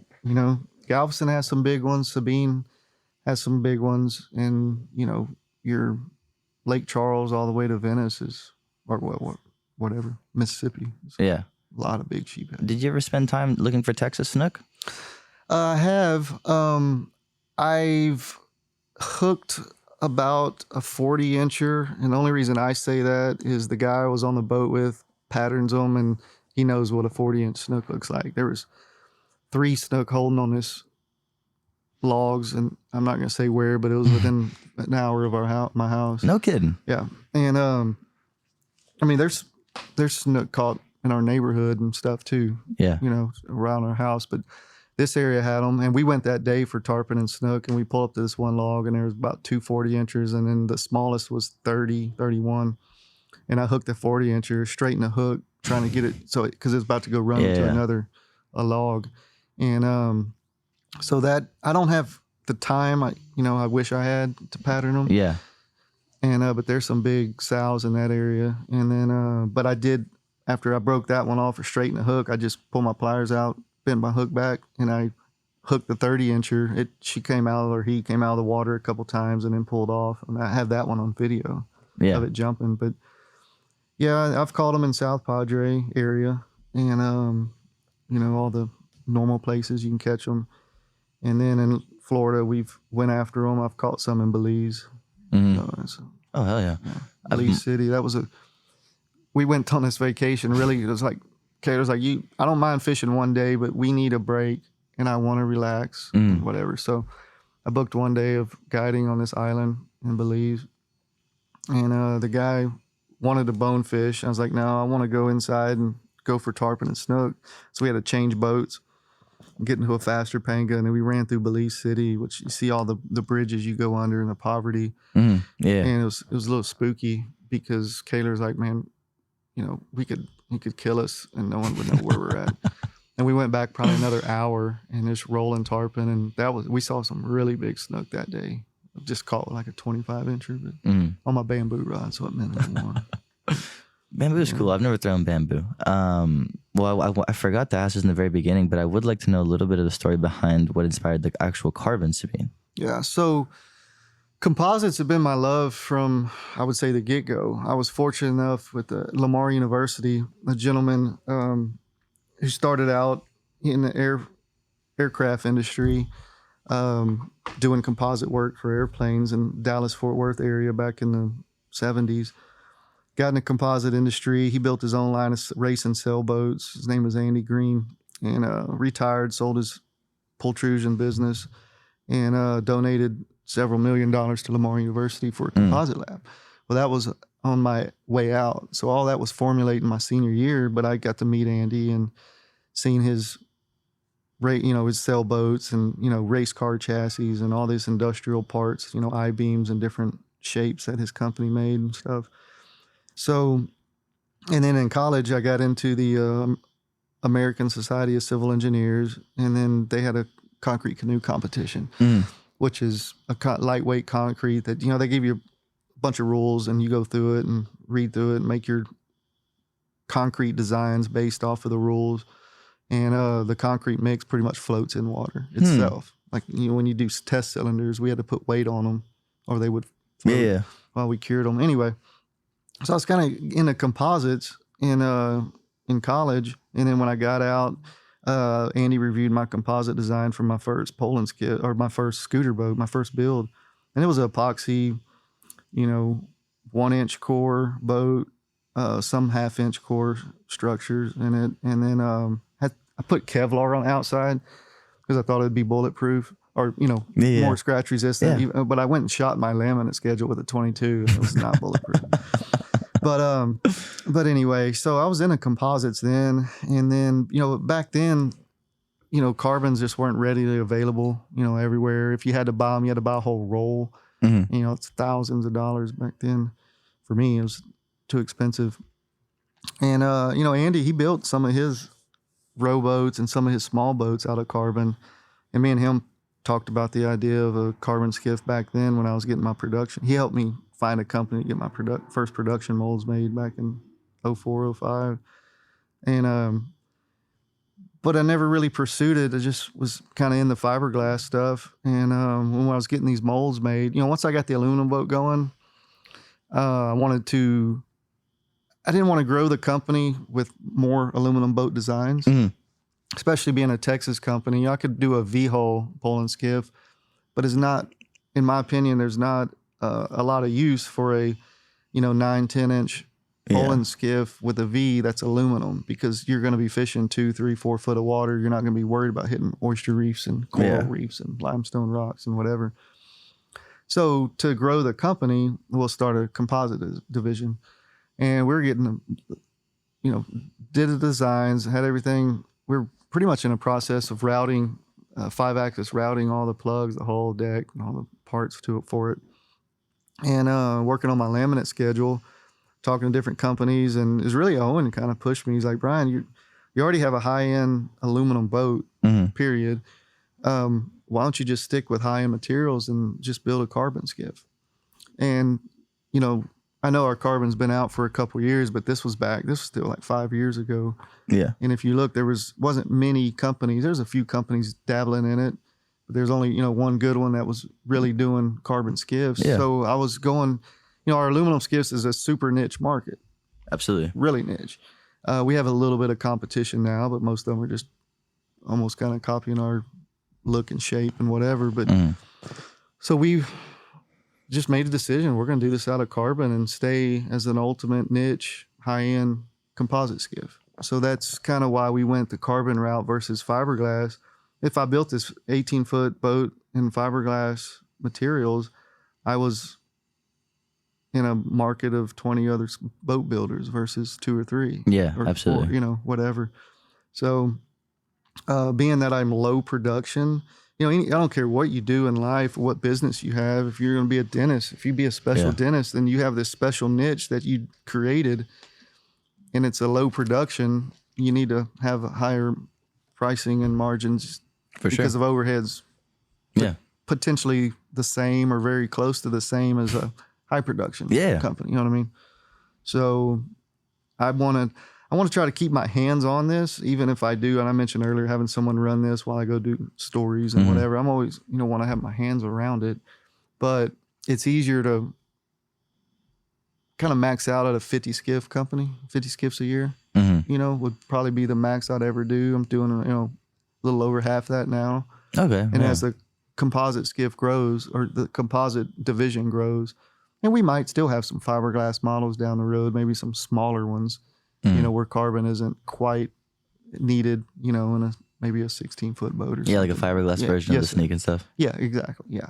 Because there's some ways you can cut costs for customers and that value of a small skiff versus carbon and high-end stuff. But yeah, to answer it was mainly to stay niche and to stay in a division over here to ourselves, so to speak. How long from the moment you decided, all right, like we're gonna do this, like we're gonna stay in this niche market, how long from that moment did it take for you guys to have like an actual, almost like ready production model? Right. Well, it was supposed to be about 9 months, but I did all this during COVID. Yeah. So what hindered that, or what extended that schedule, was the lack of labor for the guys that were doing my plugs and molds. As the guy that quoted me, he quoted me a 6-month turnaround machining my plugs and making the molds. And even if we do other boats or other sizes of composite skiffs, I'll likely contract out the plug work and the mold work because it doesn't slow my production down. Yeah, or I don't have to hire out a guy just to do tooling and then maybe lay them off, whatever, Yeah, yeah. So anyway, but basically my vendors went from, 60, 80 men crews to 30, 40, through COVID. They could stay home and make the same amount of money as a government check or whatever their reason was for not working, but they just didn't have to work. So that hindered the schedule. So it took like 2.5 years. That's a big hindrance. Jesus. Oh, trust me. Yeah, you should have to take Owen's phone call every month. Where's my boat? When's the first one gonna be done? But yeah, it took a while, but it was good. I was able to build these molds, and I've spent more money on these plugs and molds than Kayla and I have on our house. And now they're worth more than our houses now. But there's a lot of money up front in it, and I didn't have to take any bank loan or anything. My investor helped me a little bit, but he's pretty much been paid back. But yeah, it was able to basically cash flow the build. Yeah. And it did. What I liked about taking that time frame is it didn't rush me into a lot of the first few boats. It slowed me down enough to think about a few things, and it made like tweak a couple of things. Not really tweak them. It just, our processes were a lot better on our first few boats. There's some. I don't care. Like I said, I don't care what you make, but if you rush your first few products out just because you want to hit this time frame, they're not going to be as good as if you're able to take your time on them. Yeah, if that makes any sense. Our first, we haven't had any warranty on any composite boat so far, other than a few products that we've put on that we didn't make that broke, but they're little plastic parts. How many have y'all put out already? We're rigging number 7. Wow. So only like 4 a year. Yeah, that's awesome though. Many, we're going slow. Obviously I'd like to go a little faster, but it's a new market. The last 2 to 3 years of the State of the Union hasn't, been as good as other years. So slow rolling the sales. But yeah, I had 5 sold before I even had the molds built. Yeah. 5 deposits down. And then the others came really quick after we had the first few on the water. So I don't have to push those sales hard. But this next year I'll start pushing. But now I need a bigger shop, and it's good, but it's bad because Kayla and I both, with her getting her router table and getting set up as a C-deck fabricator, it seems like the last 4 or 5 years we've been nothing but growth spurt after growth spurt after growth spurt. And sounds like a good problem to have. It is. I'm not complaining, but but mentally and physically on your body, I've probably aged more the past 2 or 3 years than I have. Yeah, a lot more wrinkles and a lot more gray hair on my head. Starting the aluminum boat was tough, but I had a fairly good business partner that knew materials and knew aluminum at the time. And since then we both split ways, and Brandon's taken over production and is kicking butt. But anytime you have a startup, getting production going, it's tedious. And luckily I've been through a lot of really well, they were project startups. They weren't company startups, but they were project startups for the construction companies and the midstream company I went through, building terminals and going from a green field or a existing terminal and then building a whole new process in it, and then going into production. I managed projects from engineering, bidding, construction, to turning it over to our production guys. Mm-hmm. So I kind of seen the heartache and headache and the struggle everybody has. And then the same thing happens whether you're building boats or doing sea deck or whatever. Yeah. So, but yeah, the startup part is hard, but we're through that. But who are some of the people that you've met through this industry that you're extremely grateful to have met, but you probably wouldn't have had you not had Sabine Skiffs?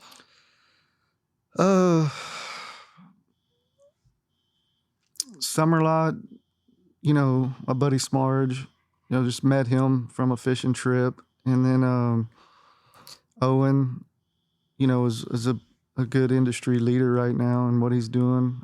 Gabe, I could mention a bunch of them. Brian Chamberlain in Florida. Our friends over in Montana. I'm going lacking names right now. I feel bad. You hit 6. I was like, you're on a roll. Yeah. Eric Glass, I told you just from conversations, he's one of the first people I wanted to. I don't care if he even buys a boat. I just want to show it to him, because when I did that week vacation with my scooter to go to be a judge for that concrete canoe competition in South Padre, I was 24 and I stopped at boat dealerships on my way there. I was my little sales rep, and just stopped at boat dealerships, showed them my boat. Hey, knocked on their door. Hey, I built this. I think it would sell. And I was, stayed, 3 or 4 days in Corpus, fishing by myself because Mike had to work, my buddy's dad, but just meeting people every day on the side of the road and stuff. And then when I was in South Padre for that competition and using my boat to set the course up, and I met Eric, and I couldn't pick him out of a crowd other than seeing pictures of him on the internet, but we've kept up a little bit through the years through social media, but we sat there and talked boats and skiffs, and that was kind of cool. I'd like to kind of like a 20-year reunion, go take him a boat and just be like, all right, remember that 12-foot scooter I built 20 years ago? This is what 20 years later now. And but yeah, there's thousands of people. They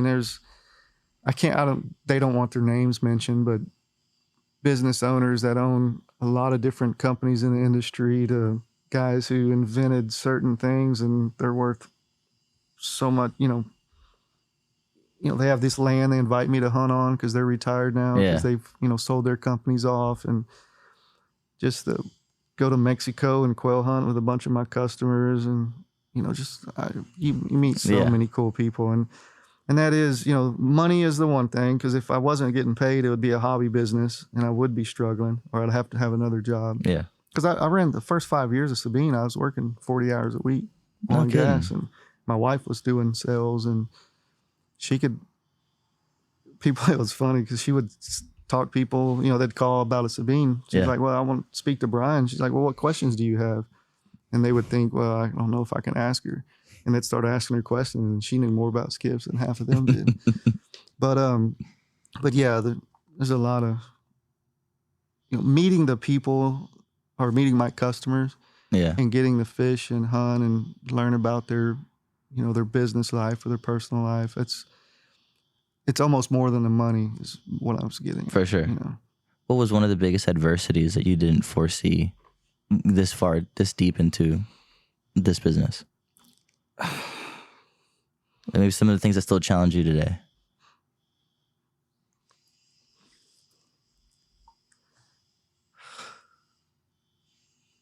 The amount of friends you're going to lose. Oh, yeah. Whether it's jealousy,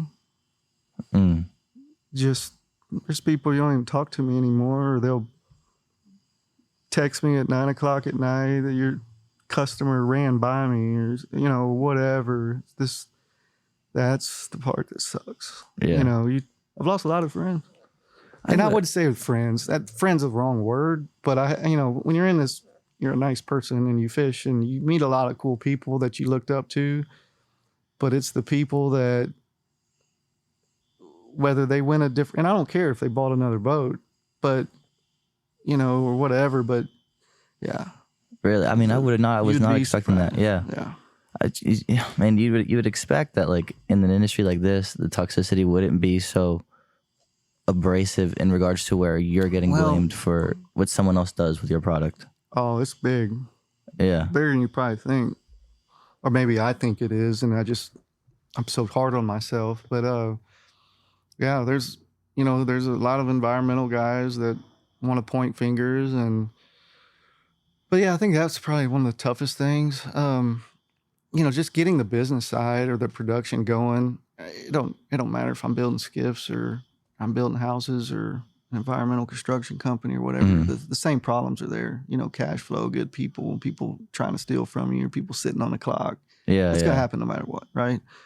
The problem with a boat or any like lifestyle business, as far as hunting, fishing, sports business, you know what I mean? A band, people see, is you're so much in the public eye that, I mean, I could have an environmental company, construction company that was just raping the oysters or whatever, whatever it is, water quality, whatever.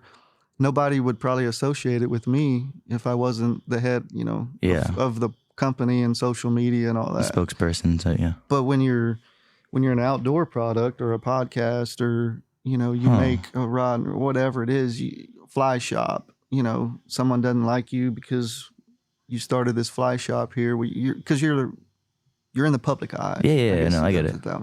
Face of the company. No, I get it. But the outdoor industry, I think it's harder. People are harder on you than if you were just a dentist or a doctor or I heard. You owned a restaurant. Something in the more general realm. No, I agree. And one thing I wanted to mention before, because I do feel like a little bit of a hypocrite here. There was a conversation you and I had a while back over on Facebook, right? And at first it felt like, now listening to you explain it like that, felt like I was one of those people from the outside looking in, not really essentially like, I wasn't exactly like talking trash or anything, but I remember that at the time I had been mentioning things along the lines of like, oh, well, like if boat companies could in turn like get taxed X amount, whatever, for conservation. And then you were one of the only people who were like, well, that doesn't really make a lot of sense. And you and I went back and forth on that. Well, and towards the end of it, your point of view actually made a lot more sense. And I kind of realized like, whoa, like I kind of came off a little too what's the word I'm looking for? Big brother heavy on that one. But I did want to make that known and said, because like that definitely paints a different picture. Well, obviously, I mean, boats are on the water. They're, exhaust in the water from outboard or whatever. But, you can tax anybody and everybody. But yes, I do pay myself from my customers that build a boat. But if, you can, all you're doing is taxing my customers. You're not gonna tax me. Because you're up in the premium. Yeah, I get it. You know what I mean? So everybody that wants that, if you're a boat owner, you're just taxing yourself. So there's ways around it, is my point. And then I think education is the big thing. And I really wish schools up front, grade school would teach more, Coast Guard rules. I don't even know. Yeah. 99% of the Coast Guard rules. The red and green buoys, I couldn't tell you which side you need to be on. Red, right, return. There you go. I used to know them, I forgot. But the only reason I knew them is one of my buddies, I was flounder fishing at night. We're spotlighting Intercoastal where to go. And he taught me that like 5 years ago. Or whatever, 10 years ago. But yeah, people,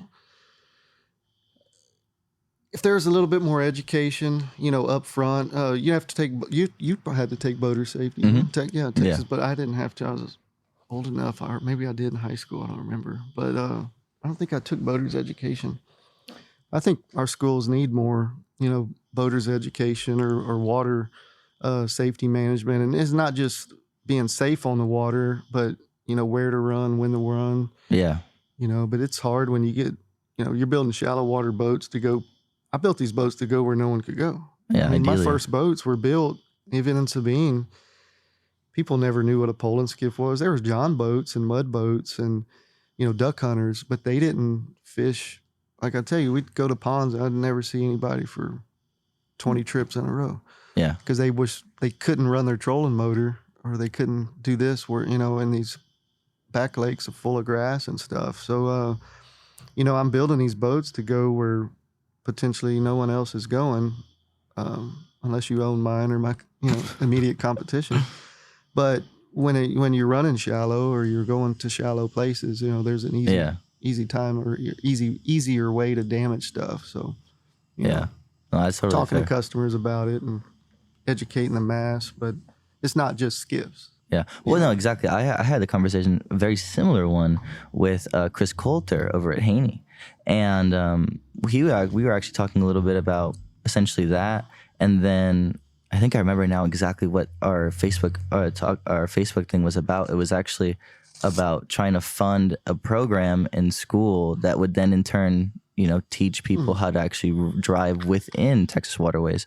But I remember when I was talking with Chris Coulter, I'd mentioned the fact that in Rockport, there is a school that actually has like a program where you can get your 6-pack by the time you graduate. And they have like all these really cool, this really cool room, a simulator and everything. And I mean, that's awesome. Right. It's a little bit of a niche, right? Because it's such a coastal heavy town.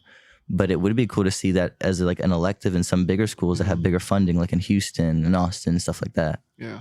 Well, I mean, the schools have the funding. They just have to put the program in place. Somebody only has to create the program once.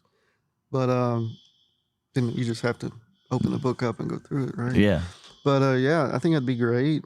Talking more about, it's hard to educate people where and how to run, in shallow water, because a lot of it changes, and every bay system's just a little bit different. Yeah. It'd be a huge map, a lot of markers out there that we probably wouldn't want. Yeah. Running ditches and whatever. But, a lot of it just comes, unfortunately, it comes from doing it yourself. Yeah. Yeah. Ask a skiff customer if he's never bottomed out his boat. If he says no, then He's a liar. He's either lying or he doesn't fish shallow, And unfortunately, especially down south, y'all's tide doesn't move as much as ours. Well, even here, I mean, there's places in our neighborhood we laugh, me and my friends do, because this couple sandbars catch people all the time. Yeah. It's caught me because it changes and there's no markers. And then when there are markers there, me and my buddies go pull them out. No. But no, it running the shallows, from the whole Texas coast. I mean, it would be a heck of a map, Yeah. to mark out. And I know Florida Marine Track, a good example, and I kind of like it, I kind of don't, as long as they don't put fishing spots on there. But Florida Marine Tracks, I've never seen it. I've seen a few advertisements online, and I'd say 90% of my Florida customers, they are forced to buy a $3,000 to $5,000 GPS to run the chip, Yeah. to have enough power to run it. But they buy it because the Florida Marine Tracks really is a good system for running shallow water. So I guess whoever invents Texas Marine Tracks is going to be Texas Marine Tracks would be interesting. yeah. And that would, something like that to help a new boat owner is like, hey, you can't run here, or don't run this on a certain tide. Yeah. And then if it's smart enough to look up the tides on the GPS and actually tell you that day it's too low, then all right, I just gave somebody $1 million idea. I don't have time to execute it, so y'all can have it free. But no, that would actually probably be the easiest system to make. It'd have to be on a GPS or a phone or whatever. But Well, that kind of brings us to my next question. In your opinion, what are kind of some of the biggest innovations in this space in the last decade or so? Maybe 2 decades if you want. like skiffs or Anything. man, it's kind of sad if you look at it. Like what else is there to invent? It's a good question to ask. I got everybody that has a fly reel these days, unless it's made overseas and it costs $90. I mean, if you have any fly reel that's $200-300 or more, you know, pretty good drags, Yeah. really lightweight. You know, you can get a Nautilus, a machine Nautilus, just for a few $100. You know, it's very lightweight. So the reels are good. The rod technology is kind of like, unfortunately, it's like bows. They just come out with a new model every year that's like painted a different color. Yeah. And says the flex is, you know. Yeah. But you could pull out a 8-year-old fly rod that probably casts just as good or better than some of these new ones. So, For and sure. then the skiffs have really, in the past 5 years, you know, a lot of them beat me to it because we were in early production. You know, if I'd have come out in 9 months instead of 2.5 years. But, you know, materials in the skiff industry, you know, carbon fiber is getting used more and more in the U.S., so it's getting easier to get. You know, I don't know if I could build some of these boats any lighter and still hold together, you know? Yeah. So I'm saying we're right at the lightest we can be. Aluminum's the same way. So I actually have one question. Where are we going to go with our future equipment? That my question therein lies. How does a boat become too light? Like, what are the issues of the boat being too light? So structurally, they're structurally too light. If your skiff, if you can put your hand on the gunnel, you walk around gunnels and feel vibration in smooth or light chop, you know, you're probably pushing it. Yeah. Consoles are vibrating, your structure's too light, you know, your stringer grids are too light. If you walk on your decks and they crack or crink and you know, and you hear stuff, things are moving. It's it's making a noise because two parts are rubbing on each other. So if you have an existing boat or you're looking at boats, you know, walk around them, you know, go test ride and see if the GPS wobbles on the console and all this stuff. So structurally, that's a good quick indicator.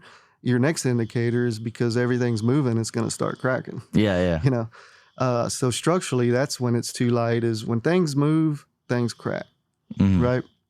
Some parts you need to move a little bit. They don't need to be too, it's too stiff in certain things, but when things move, things crack. So then let's go to, when are they too light for fishing? Or let's back up from fishing and go running a boat. Certain size boats, length to width ratios, you can get too light and they ride too high in the water. They nosedive. So then, you know, you got to start counteracting that with rocker and different things. And then you start losing draft and whatever. But you can build a boat that's structurally sound, that's a little too light, and it'll give up a lot of its ride characteristics. You know, there's things you can do to the bottom of the boat, tunnel holes and stuff like that, to get your lift up, so you don't overplane and run too flat. And then fishing, to me, I the little sneak we built, you know, it's aluminum now. I built a 15-foot model years ago, and was going to build 2 of them, and after building the first one, we were remodeling our house. I just didn't have time, so it still lives in Florida. And that boat was 15 or 15 and a half foot. It was designed, it was only a 42-inch bottom, and it's narrower than our sneaks are, a little bit more tippy. But it was designed for 2 people to pick up and put in the back of a truck. So it fit between a half ton, the wheel wells on a half ton. Yeah. And, oh, sorry, man. Nah, you good. Following them. So, but my point to that boat, the first time we fished it with 2 people, it was almost too light because you would pull and it would almost jerk out from underneath you. Really? Yeah. It was, that boat was fiberglass, hand laid. I don't remember if I use epoxy or polyester resin, to be honest, but I'll use polyester resin on that. Hand laid fiberglass boat built in my garage, and it was 200, because he added a deck. If he wouldn't have put the deck on it, it would have been about 150 pounds. But fishing it off a push pole was almost too light.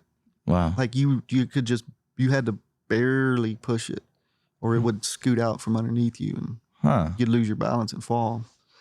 But that's on super small little skiffs, you know. But the main thing that I look for when we're building a boat, you know, experience of remodeling boats and working with composite engineers and with our laminate schedule for carbon is not being too light in the corners and curves, making sure, once we test run the boat, is anything moving? Is there anything we need to make stronger? And the first boat was the first carbon that we built. It was used to tool up the deck and everything. We infused the whole boat clear so we could make sure our infusions worked. See both sides of the part. So we had to paint the boats. My point. Mm. So no gel coats. We saved a lot of weight with that. That boat was almost too light. The way it handled on the water, even with the Mercury 60R on the back, it was almost too light. And then we built Owens with a tunnel hull, and I remember running that boat, and it was an odd time because for about 6 months I was kind of depressed because I was like, man, I think I just built one of the best boats. Like, what can I do better? Yeah. Type feeling, Not saying I'm not cocky and saying it's a perfect boat because nothing's perfect because it's measured in numbers and you just can subtract one and it gets less draft or, ride smoother or whatever. But that boat is just, man, the way it ran, the way it pulls, and it's pretty unique for that size of a boat. For sure. Yeah, I never really understood what it had meant to say a boat could get too light because at the time I thought it was just too light for the motor rating, and so I was like, why not just drop the motor to like a lower horsepower? But yeah, so when you're designing a skiff, at least when I design a skiff, you almost start with the motor these days because motors are getting heavier and heavier than they were 10, 15 years ago, 20 years ago with two strokes. So you got to kind of have to pick your horsepower class. Then I like a certain length to width ratio because a boat, and I can prove it with our aluminum boats. For years, boat manufacturers put in people's ear that, you have to have Poland strakes and all this stuff, and they're really running strakes when you're on plane. Yeah. Our carbon is strakeless. Our aluminum boats are strakeless. We have nothing on the bottom, but what we have is a good length to width ratio. And that's what keeps the boat going, tracking straight. You can't get too light and they can get blown around in the wind. Our carbon it doesn't, in my opinion, it doesn't get blown around in the wind that bad. But our aluminums are way less, as far as tracking into the wind, they track really well. But, you can get a little light there. Say you're going to do a 20 horsepower, 30 horsepower boat, you can really shave some weight, get rid of some stringers and stuff, make them narrower. So you don't have the width of a panel on the bottom of the boat. So you don't have to do the stringers. So, or thicker core, whatever you're going to do. But some of those lighter boats, I want to make a tiller edition, right? Mm-hmm. And my mind right now is, how do we build it super cost efficient so I don't have to do stringer and cockpit and maybe door lids and stuff to save some labor for people, for my customers. And then on top of that, though, I don't want it to be too light because it could have some running performance issues or then get blown around in the wind. Because then you have a skiff that, it might track good in the wind until it hits about 12 miles per hour is when winds can start catching a lightweight skiff. I mean, and you can't really design around it except make it 50 to 100 pounds heavier. But people always add coolers, and so you have like a what's the word I'm looking for? Like, it's like margin. There's a margin there. Yeah, that's what I'm looking for. Well, on a skiff, a 17, 18 foot skiff, that's as light as the materials that are given to us. Right now, I would say that's carbon. There's a few other ones that are similar strengths of carbon. Graphene and boraphene and stuff like that. And boron, and there's some other ones that Morjohn's using in his home-built designs that are good material. But anyway, we can feel like your center of gravity can really be thrown off easily by, like, what do you weigh? 200? Yeah, like 212. 212. So if you and Gabe were fishing, Gabe, I like to say he's my best tournament partner because he probably weighs 140 pounds. And but you put you on the bow versus him, There's a little bit big difference there. Yeah, exactly. In draft, Yeah. just like that. So you have to counteract that with some items. I can tell how our boats run, and Owen can too, from 5 gallons of gas to 15 gallons of gas. Just that little, weight up or a trolling motor battery up front or not, just in draft and in how it runs, Heard. So that's what's crazy about our aluminum boats. When we got them on the water, I was surprised how light they pulled, as long as you don't, option them out with every option on the moon, power poles and crazy stuff, big trolling motors and all that. But with the carbon one, it's really weight sensitive. So you kind of got to watch how you're setting your boat up that day for who you're fishing. Yeah. If you really want to be level and use the boat to its advantage, you know, we have to watch where we mount the starting battery and things like that. Right. No, I mean, that makes total sense. I wanted to, so we're at the hour 40, and one of the things I want to talk about a little bit, even though I don't often, is you and your hunting and stuff you do as a second hobby before we sort of close it out. Now, I know that you're quite the waterfowler, quite the wing shooter. Do you want to run me through some of the Sabine stories that might have included hunting or something like that? Yeah, I growing up whitetail hunting, we had turkeys on the land. The owner didn't let us hunt turkeys, so I never really turkey hunted. We had a lot of ducks back then, a lot of mallards and a lot of wood ducks and gray ducks and stuff. And we weren't, my parents and my brothers, we never owned decoys, so I didn't really get into that till after college. And one of my tournament partners got me into duck hunting because I kind of got tired of the big trout, in the wintertime. So we started duck hunting and trying to fly fish and winter redfish when we could. And then I was doing, when I left oil and gas, when I quote unquote retired, I was able to do so because I was helping Kaylor do sea deck, and I was managing Sabine, and I was doing a sea deck job up in Nacogdoches, and Owen called me. I was going to stay the night at his place while I scanned a few boats and installed some sea deck for my wife. And he's like, "Man, hurry up and get up here. You got your shotgun?" I was like, "Yeah, it stays at my truck." He's like, "Well, one of my buddies is taking us to go woodcock hunting." And I ain't never heard of a woodcock, never seen one. Didn't think it looked like what it actually looks like. And at the time, we had 2 chocolate labs, and they were going, we weren't going to be with us very much longer. So we were looking at another dog, and I was looking at German wire hares and draught hares. And anyway, I ended up hunting with Otis, and he had a Draughthar, full blood from Germany, and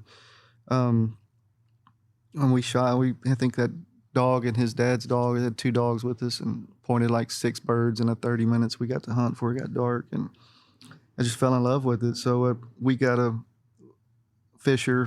Now she's 5. She's a wire-hair pointing griffon, and we just got Merrick from Arizona, who's a wire-hair pointing griffon. So that got me into woodcock hunting, which I call it the poor man's quail. Go hunt them on public land, and there's some good places in East Texas and West Louisiana to the Chaffalay Basin. So I do that, duck hunt. And then now, with the Sabine stuff, we had Sabine dove hunts, and I get to go with customers, duck hunting with them, but quail hunt. And it's I have too many hobbies. I bow hunt. One of my customers owns a bow company, so I get to talk to him about bows and industry stuff and influencers in the bow business, and get to hunt on some of their land. And I could fill up every day of the hunting season just going with clients that invited me to hunt their land. I mean, I'm building his boat right now, and he's like, "Brian, I got a big 10-pointer down on the river, a river bottom. Come hunt him." I'm like, "I just don't have time." Yeah. So, but I really do love bird hunting. The bad part is it takes away from fishing time. Yeah. Absolutely. But I have too many hobbies from bow hunting, deer. I love being up in a tree, being above, sneaky. I shot that 100-inch 4-pointer this year. And I was sitting on the ground by a live oak deadfall and shot it off my knees. And then, woodcock season starts middle of December, and I tell everybody, like, I'm not fishing or hunting because I'm train my dog all year for this season. It gets me a month and a half. Yeah. Then we snipe hunt to the end of February down in some marsh by the house. And so, yeah, you meet so many people building these skiffs, and they all have their hobbies and places to go, and some of them share it with you. Yeah. Turkey hunting. One of my customers, we were finishing up his boat, and we did, Charlie Stevens. We did a Sabine story about him, and it was like the last week, and he's like, "Hey man, I really want CDEC on my cooler and this and that." I was like, "All right, that's no big deal." I said, I knew he was a turkey hunter and hunted deer. I said, I never shot a turkey. How about I do this CDEC for free? You take me turkey hunting. Bartering. And, 4 years later, we're still hunting. 4 or 5 years later, he's still my hunting buddy. And I put him on his first Eastern turkeys on a lease I got on in close to Jasper, Newton County. And there has a very good population of Eastern turkeys, which I didn't know about until I got on, started talking to Charlie about turkeys and how hard they are to. There's not many in Texas, so kind of elusive to a lot of people.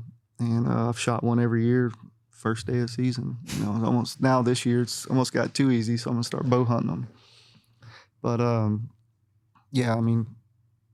guys that invited me to their private land in Arkansas so I can have my bird dog on their first mallard, to going with Flounder with Clay to go shoot ducks at his place, North Abilene, and the list could go on and on of people asked me to go to their place, quail hunt. Yeah. Which, quail has become the king sport of Texas.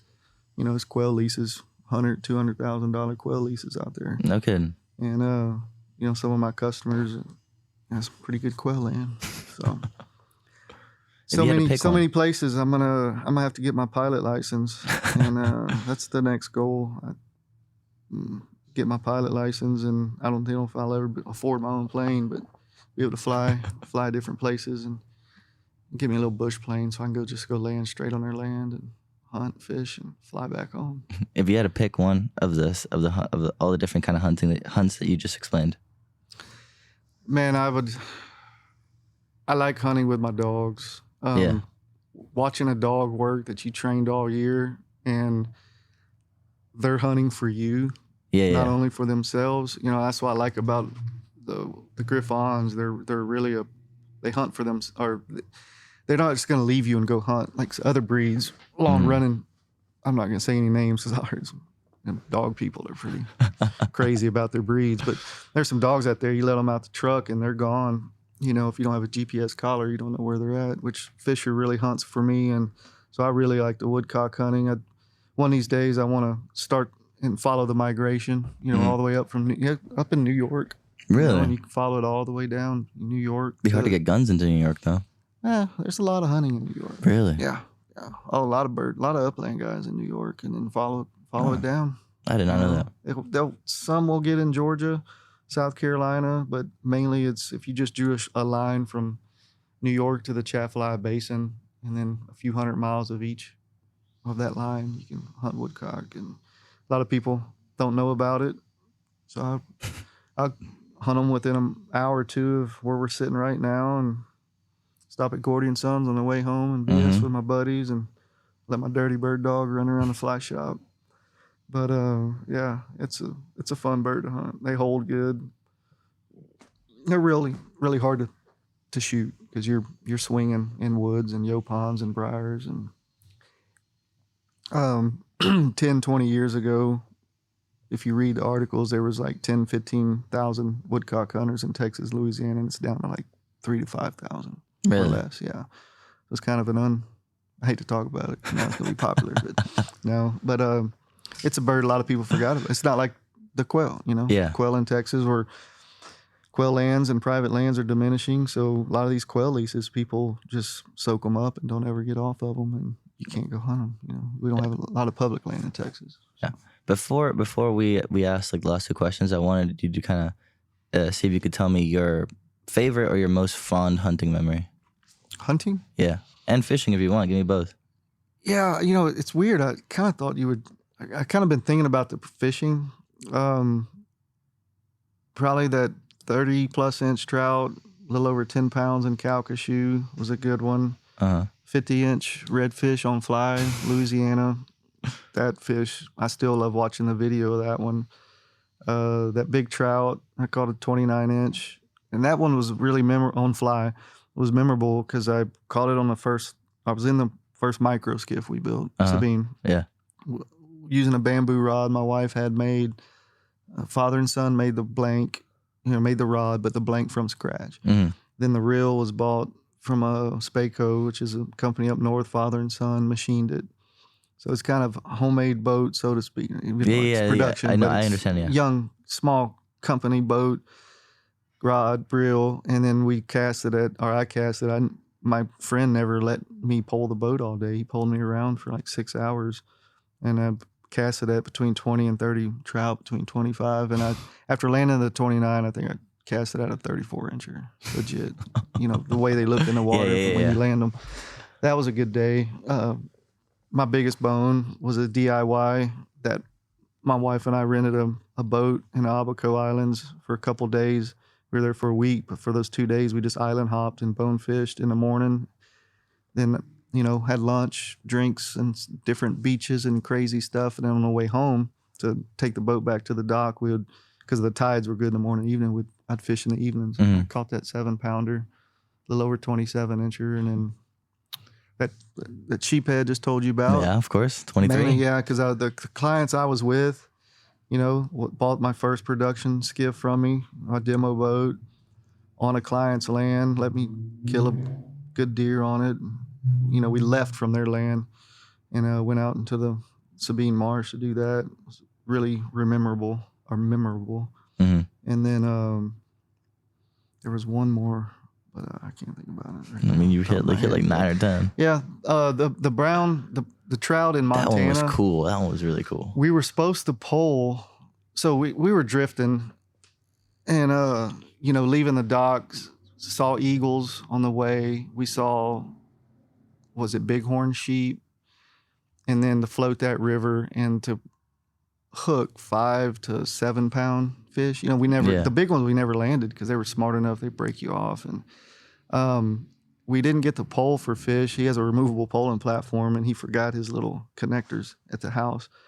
When we got to the lake to put in, we had to punt on what we were doing that day. But he did row me, and I got the sight cast to some pretty big brown trout, and that was amazing. So I'd like to go up there and do a story with them. But yeah, that's probably my top one. That one sounds absolutely amazing. I'm not gonna lie. It's so beautiful. It's so different. The Colorado River trip, when we went from Austin, capital to coast, you fish saltwater so much, and then when you get to a freshwater lake, the smells are different. Yeah. The sound, the birds are different. It's I grew up as a freshwater fisherman. In the past 20 years, been doing saltwater majority of the time, and now I'm kind of back into more freshwater just because it's different. It's new. When you, I'm only 45, but I've had quite an adventurous past 20 years. Going different places and stuff. Yeah.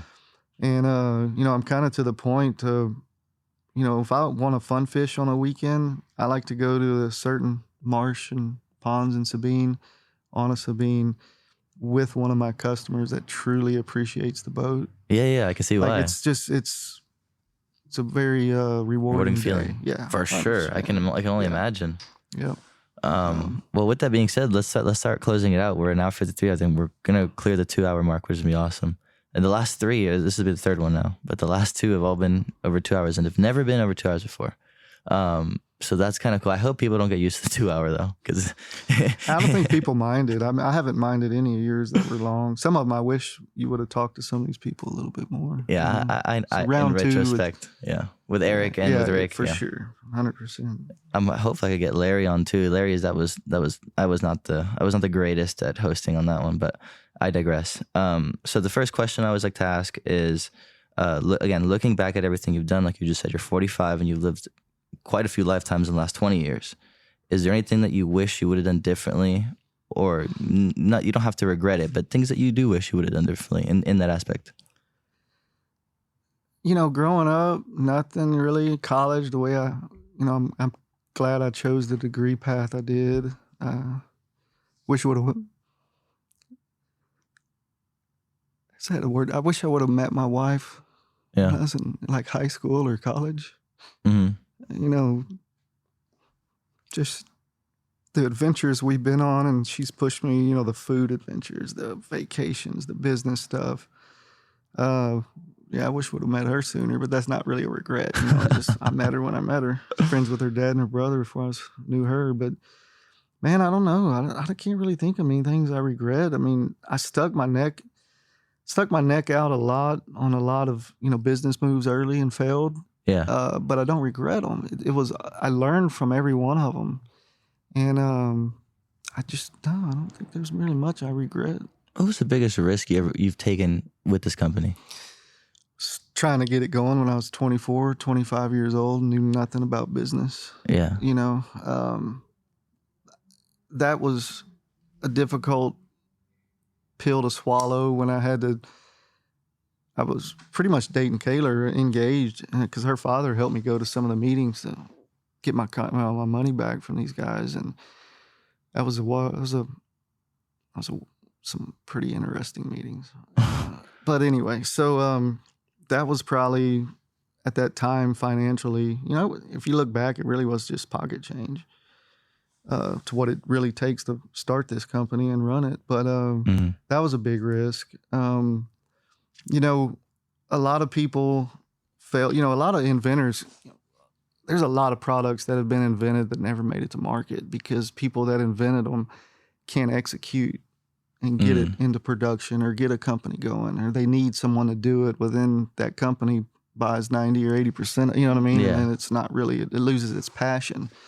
I was fortunate enough to slow roll it, so to speak, into my 30s and 40s and get into project management. My mentors really taught me how to set stuff up. And I don't know, I have a little bit of quit in me, but it's probably in my pointer finger, my thumb. There's not a whole lot of quit.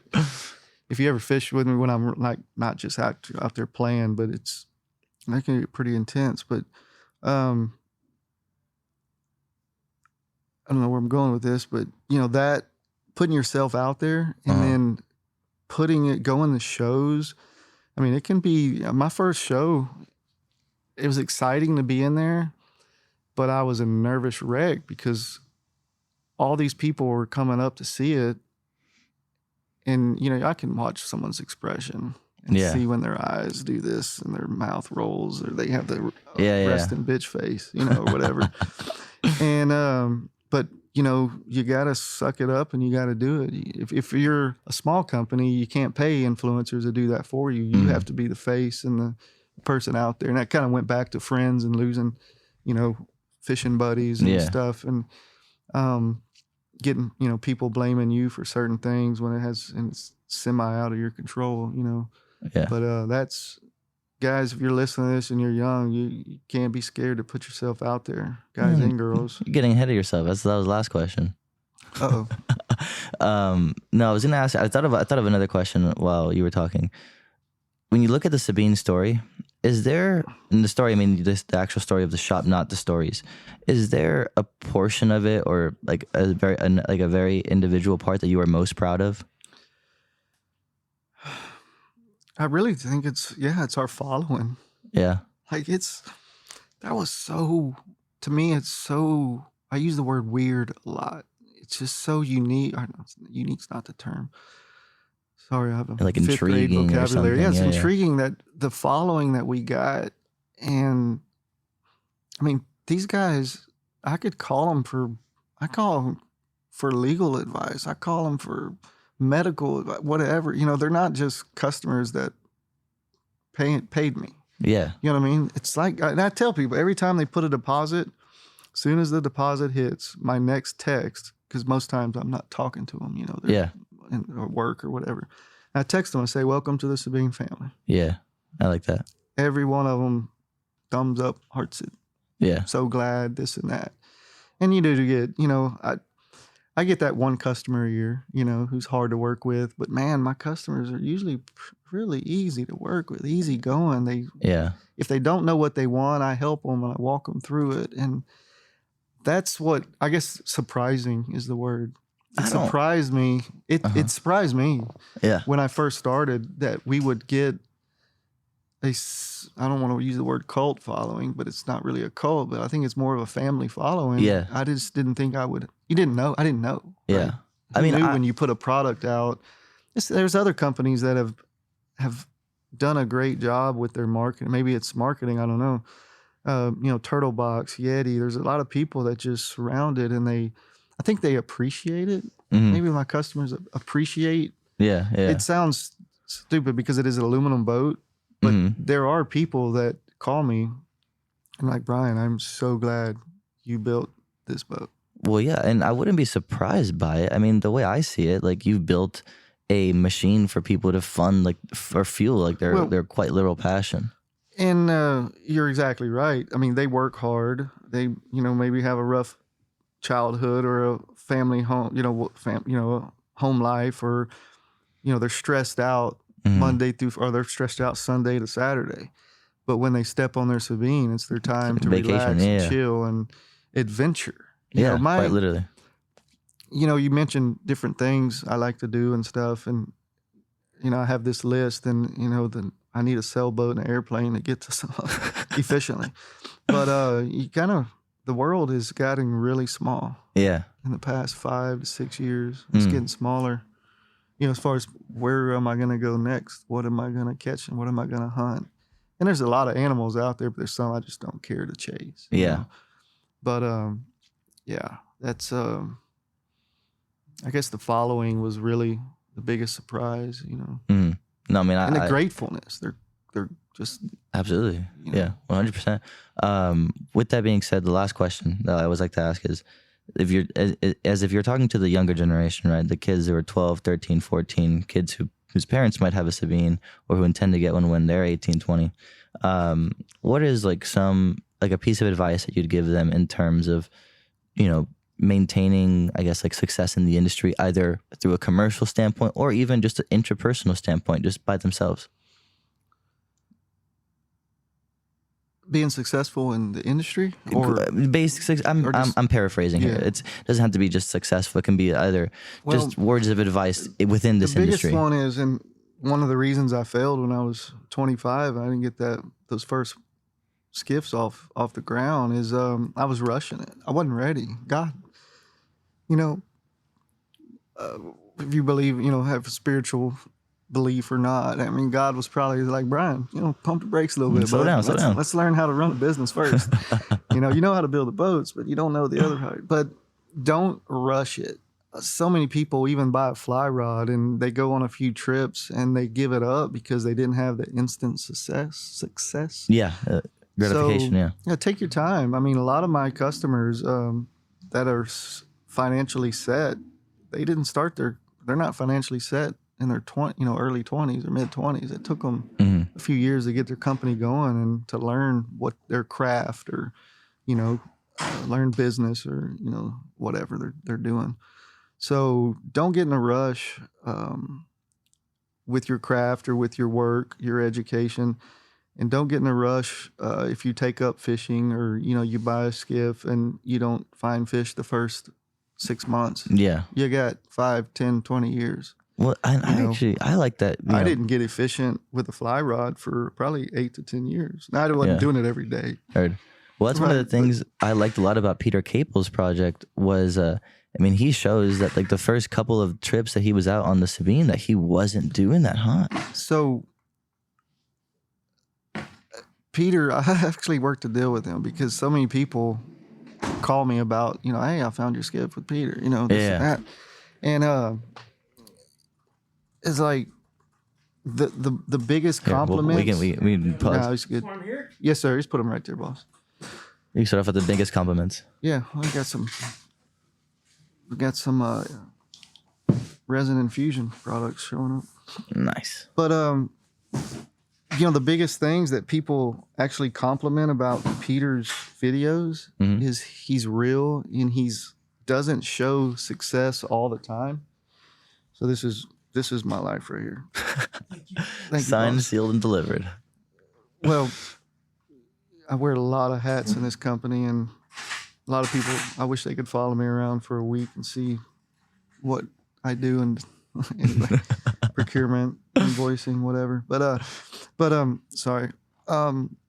They like his stories. They like his content because he's real. Yeah. He is, I would say out of everybody that owns a rod and reel and a boat in Texas, there's only 1% that are really good at fishing. Yeah. Everybody else it's a hobby. It's not a job for them. It's not a sport. It's their way to get away from their full-time job. So seeing other people that's the Sabine stories. I don't want to go. I don't want to. I haven't done Owens yet, or some of these other guys who are not really big or big in the industry, because I really think, and don't get me wrong, we're going to do Owens' story one day because it's a great one. But I like talking and interviewing normal people. Yeah. That talk about their story. They might not be the best fisherman or the best hunter, but people can relate to just normal people. Yeah, real begets real. I mean, I respect that. And hopefully I come off as a real person when I don't have my Skiff Stevenson wig on. But as real as a normal, genuine. I guess genuine is the word I'm looking for. Someone who's just, hey, I'll tell you that I'm not good. I have a horrible back cast. You might see it today. And I don't bite cast. I'll put a fly in your ear before I hooked my wife in a private part one time because I wasn't back cast. I was like, spin the boat. She didn't spin the boat, so I squared up to the fish and hooked her in her hip. But yeah, I think people relate to just good old boys, good old girls. I don't disagree. With that being said, we're the 206. Is there anything else you wish you would have said, want to say? Not really. I've lived a good life, and I've done a lot of things that I was good at. I've done a lot of things that I was bad at, and I think I found my little place in this world, and I hope to keep pushing forward and keep putting people, one thing I will say is God, he gave us feet to walk on. He gave us hands to grab a rod, but he didn't allow us to float on water. I like that. And I'm glad I can build people boats to allow them to float on water and kind of be a little bit godlike in that sense. There's only a couple people that ever walked on water. It's documented. But to build a boat like that is, or to build a boat, period, to allow people to walk on water and to adventure on water where they can't do it with the God-given ability that everybody gets it's pretty blessed feeling. I bet. I mean, I agree. And with that being said, I mean, this has been awesome, Brian. Like being able to tour around the shop and do all this stuff, and not only that, but like actually being able to hang out with like guys like you and Clay the other weekend at the shoot and stuff. Like this has been quite an experience, and I'm really glad that we finally got a chance to come and sit down and do this. I know we had planned it for a while, and it was kind of like on a whim. I was like, oh, I have Friday off. Let me see if I can make it. Yeah, because I really need to be working today. But don't worry, guys, listening. Your skiff is only delayed one day.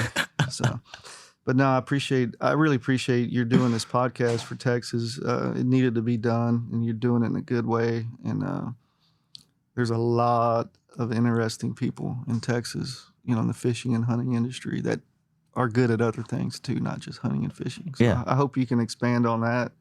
Might need your help on that one. Yeah, for sure. Cool. Let's go fishing. All right, let's get out of here.